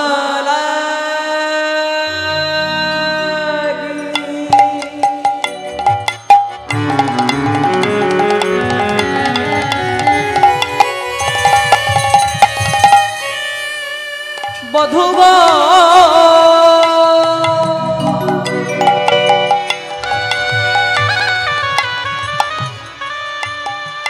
রাধা রানী কদে হায় হায়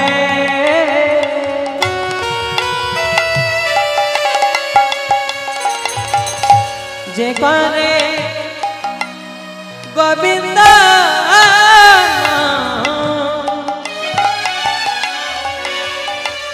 রাধা রানী ঘরে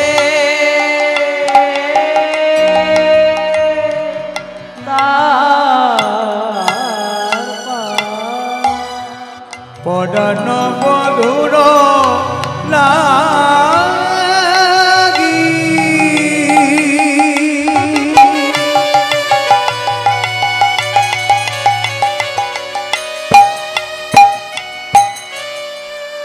দেখা দাও প্রাণনাথ, কনে গায় হায়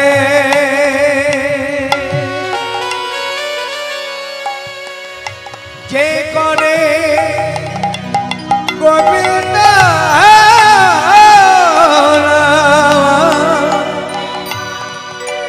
ধরি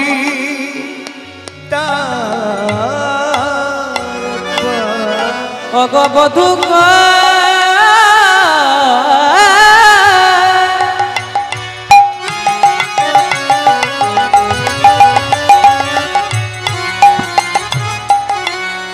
পরা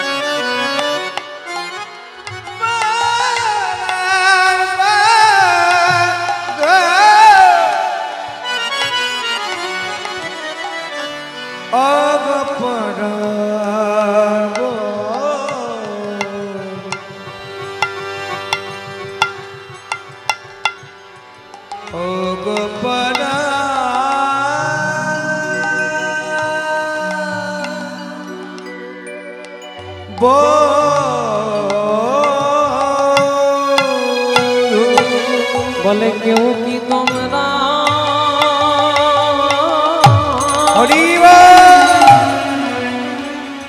কেউ কি তোমরা বলতে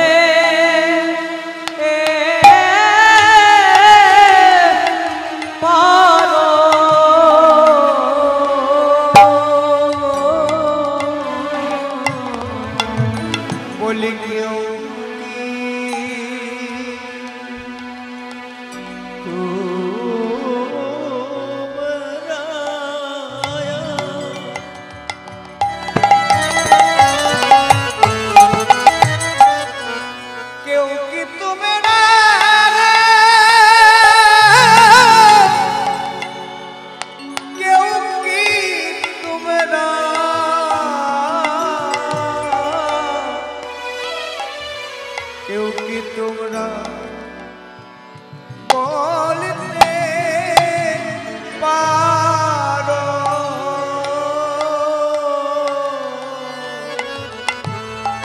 আমি কোথায়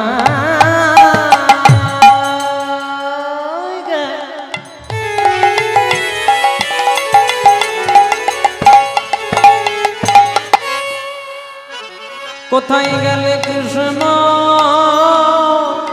পাব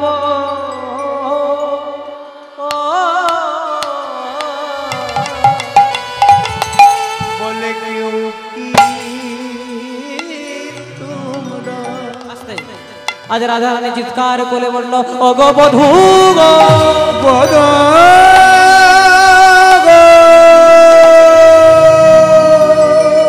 ওগো আমার পরাণ বধূ পরাণ বধূ একবার আমায় রাধে বলে ডাকো রাধে বলে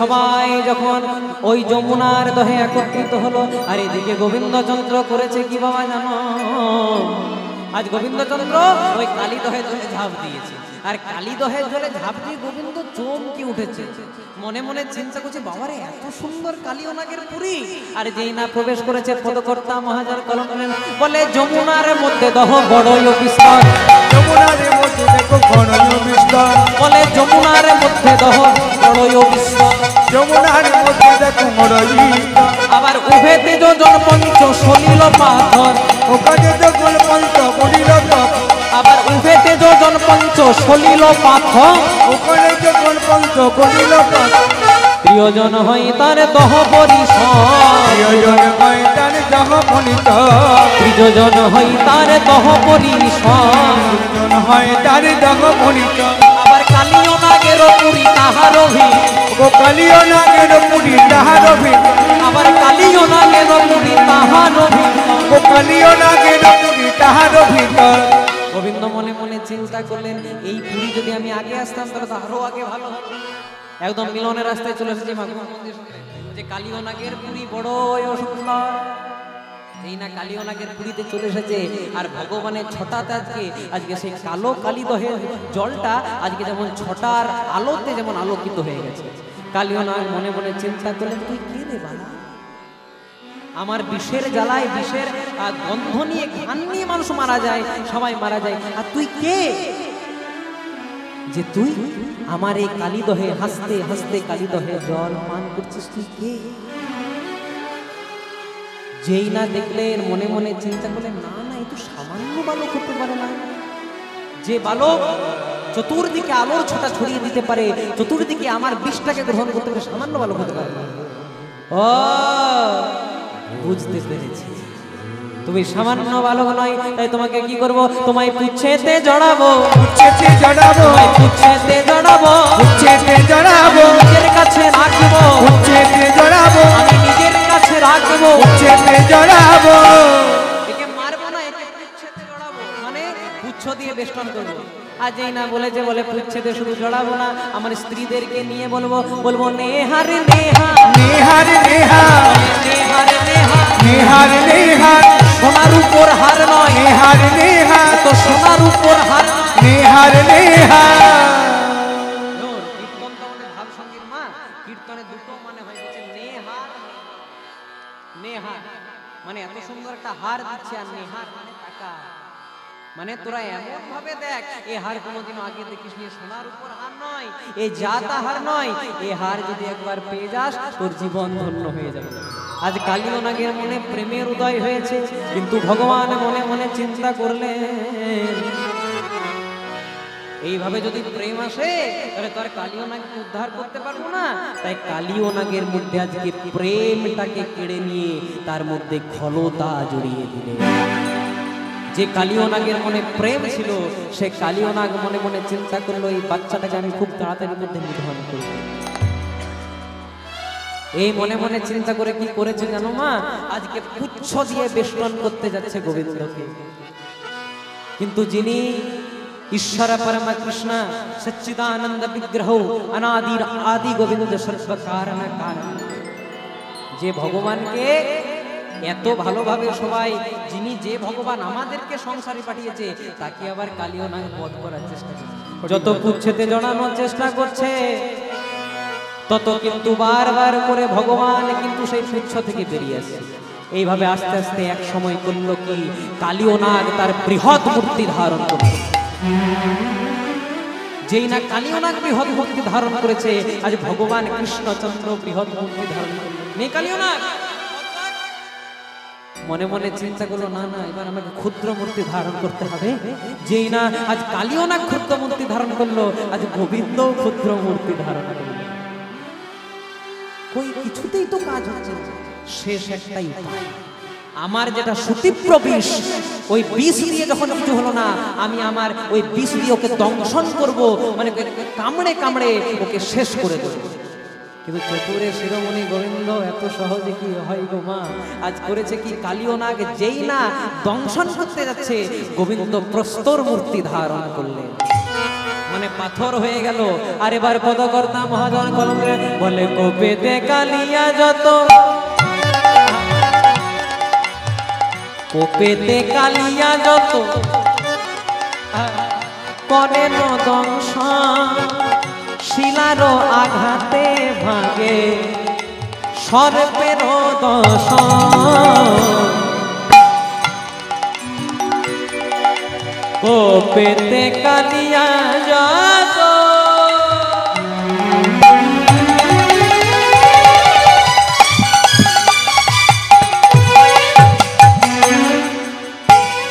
করেন দংশন,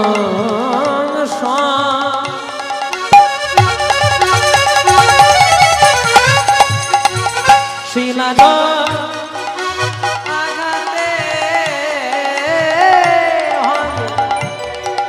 সর্পের দংশন, শিলার আঘাতে ভাঙে সর্বের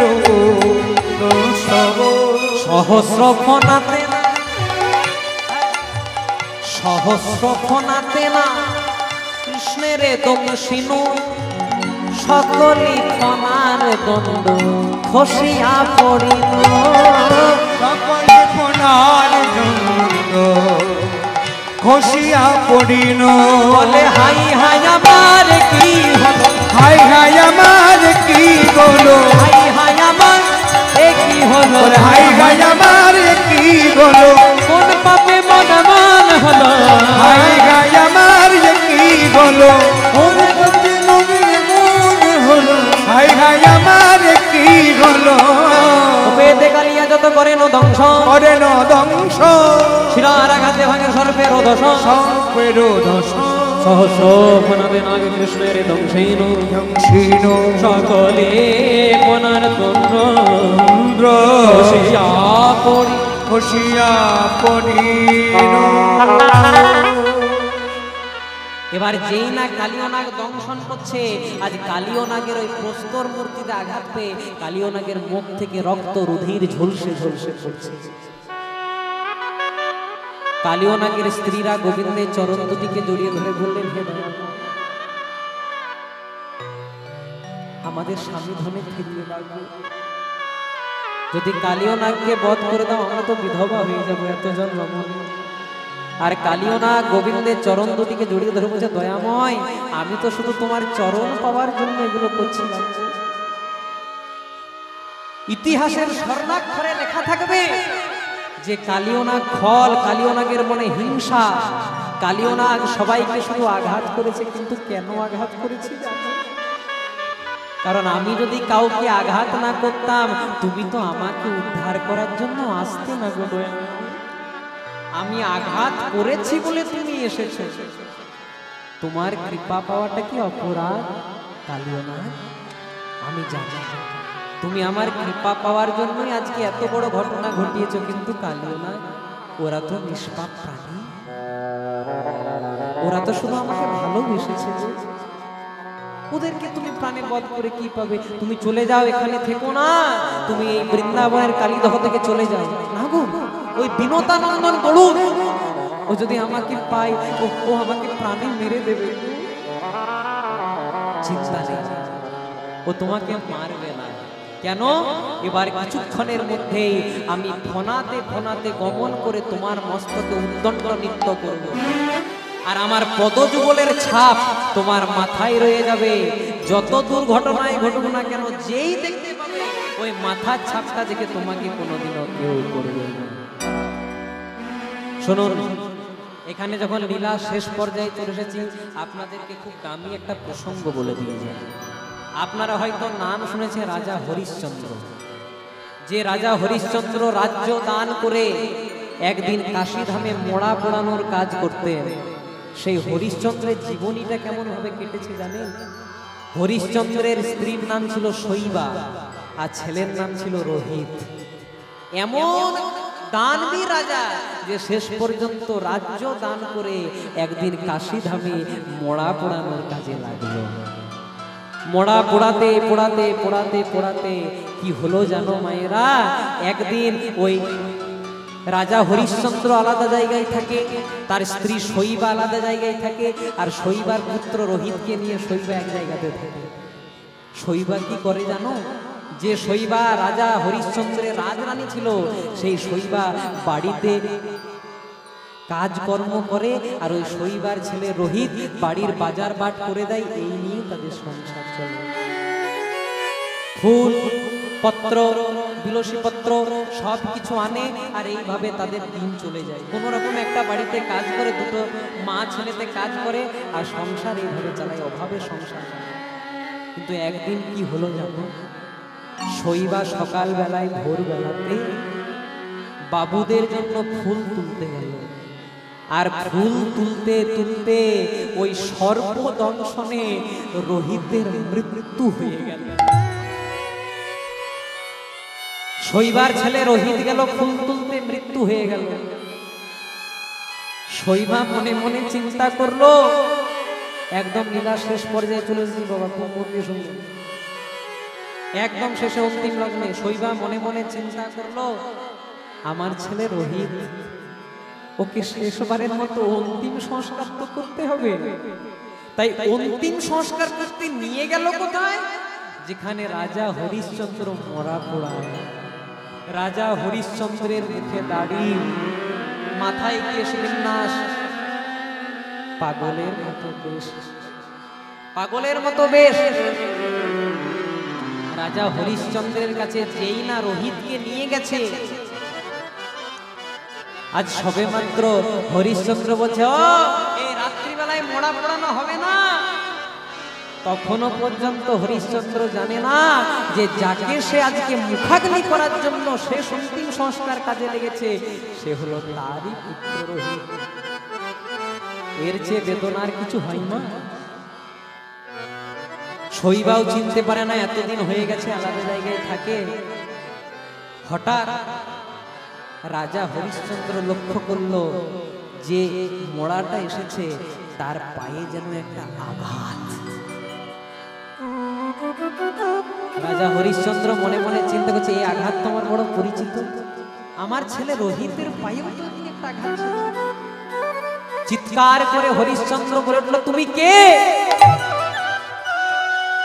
আর এই ছেলেটাই যাকে অন্তিম সংস্কার করার জন্য নিচে, ছেলেটা কে? শৈবা বলে উঠল, এই আমার পুত্র রোহিত। রাজা হরিশ্চন্দ্র সব কিছু ছেড়ে শৈবাকে জড়িয়ে ধরেছে। শৈবা, আমাকে চিনতে পারছো না শৈবা? আমি তোমার স্বামী হরিশ্চন্দ্র। আজকে রাজ্য দান করে আমার চন্ডালের বেশ শেষ পর্যন্ত আমার হাতে আমার ছেলের অন্তিম সংস্কার হবে। এর চেয়ে দুঃখের কিছু হতে পারে মা?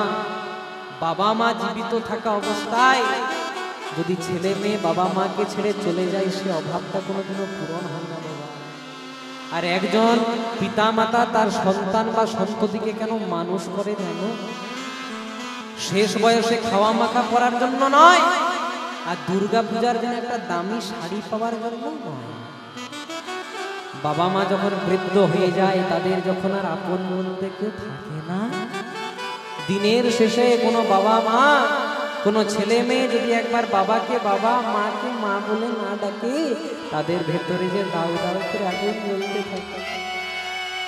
এবার হরিশ্চন্দ্র নিজ হস্তে তার পুত্রের অন্তিম সংস্কার করছে, আর অন্তিম সংস্কার করে কপালকে দোষ দিচ্ছে। হাইরে কপাল, একদিন আমি রাজত্বের জন্য কতই না অহংকার করেছি, কিন্তু আজকে আমার এমন পরিণাম যে চণ্ডালের দেশে নিজের ছেলেকেই শেষ পর্যন্ত অন্তিম সংস্কার করতে বলে। এমন মানব জন এমন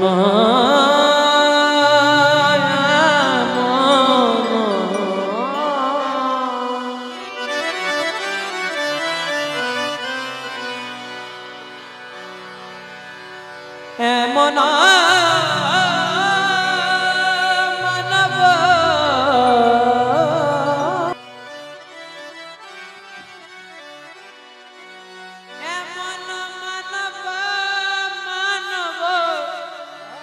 মানব মানব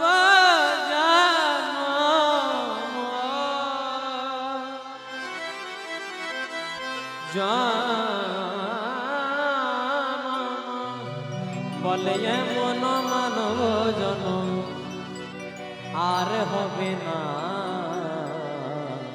তাই বারে বারে আর আশা হবে।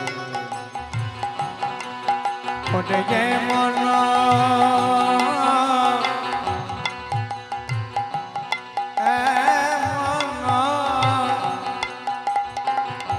এমন মানব জনম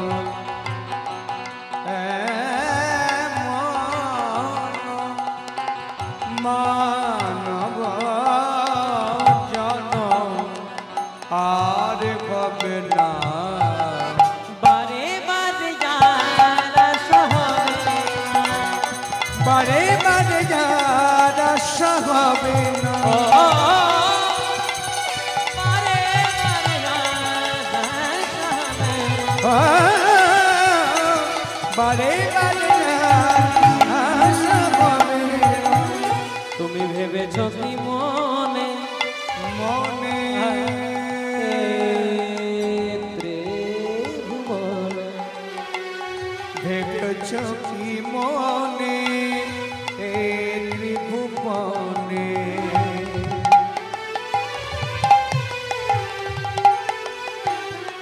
তুমি ভেবেছ কি মনে ত্রিভুবনে, ভেবেছ কি মনে ত্রিভুবনে, তুমি যা করে গেলে কেউ জানলো না,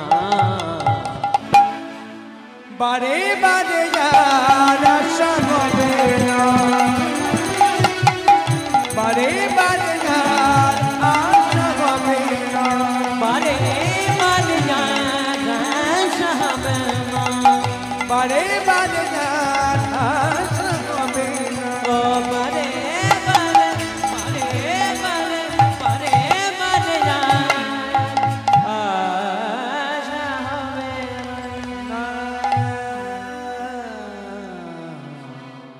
এইদিকে গোবিন্দ যন্ত্র আমার করলেন কি, আজ কালিয়নাকে কথা দিলেন কালিয়নাগ, আর দেরি করো না, এবার আমাকে উপরে নিয়ে চলো। তাই ফনাতে ফনাতে গমন করি, নটবর বেশে নাচেন হরি, ফনাতে ফনাতে দমন করি, নট বড় রঙে নাচে শ্রীহরি, বলে ফনাতে ফনাতে গমন করি, আবার নটবর বেশে নাচেন শ্রীহরি, ফনাতে ফনাতে দমন করি, নট নটবের বসে নাচে শ্রী হরি নাচেন হরি নাচেন হরি নাচেন হরি নাচেন হরি ত্রিভঙ্গ অঙ্গে করে নটবর বেশে নাচেন হরি বিভাঙ্গব আমরা ধরি নটবর বেশে নাচে শ্রী হরি। তাই যেই না গোবিন্দচন্দ্র আমার কালিয়নাগের মস্তকে নৃত্য করলেন, কালিয়নাগের মস্তকে গোবিন্দচন্দ্রের পদচিহ্ন রয়ে গেল। কালিয়নাগ কে বললেন, কালিয়নাগ আর তুমি থেকো না, এই কালীদহ থেকে চলে যাও, সবাই তোমার কাছ থেকে উদ্ধার পাবে। যেই না উপরে উঠিয়ে দিলেন, রাধারানী নয়ন দিলেন গোবিন্দের নয়নে, গোবিন্দ নয়ন দিলেন রাধারানীর নয়নে। আজ নয়নে নয়নে মিলন হইল, নয়নে নয়নে মিলন হইল, আজ নয়নে নয়নে মিলন হইল, নয়নে নয়নে মিলন হইল। আবার প্রেমানন্দে ভক্তবৃন্দ হরি হরি বল, প্রেমানন্দে ভক্তগণ হরি হরি বলো, আবার প্রেমানন্দে ভক্তবৃন্দ হরি হরি বল। প্রেমানন্দে ভক্তবৃন্দ হরি হরি বলো। জয় রাধে জয় রাধে জয় রাধে জয় রাধে জয় রাধে জয় রাধে জয় রাধে জয় রাধে জয় রাধে।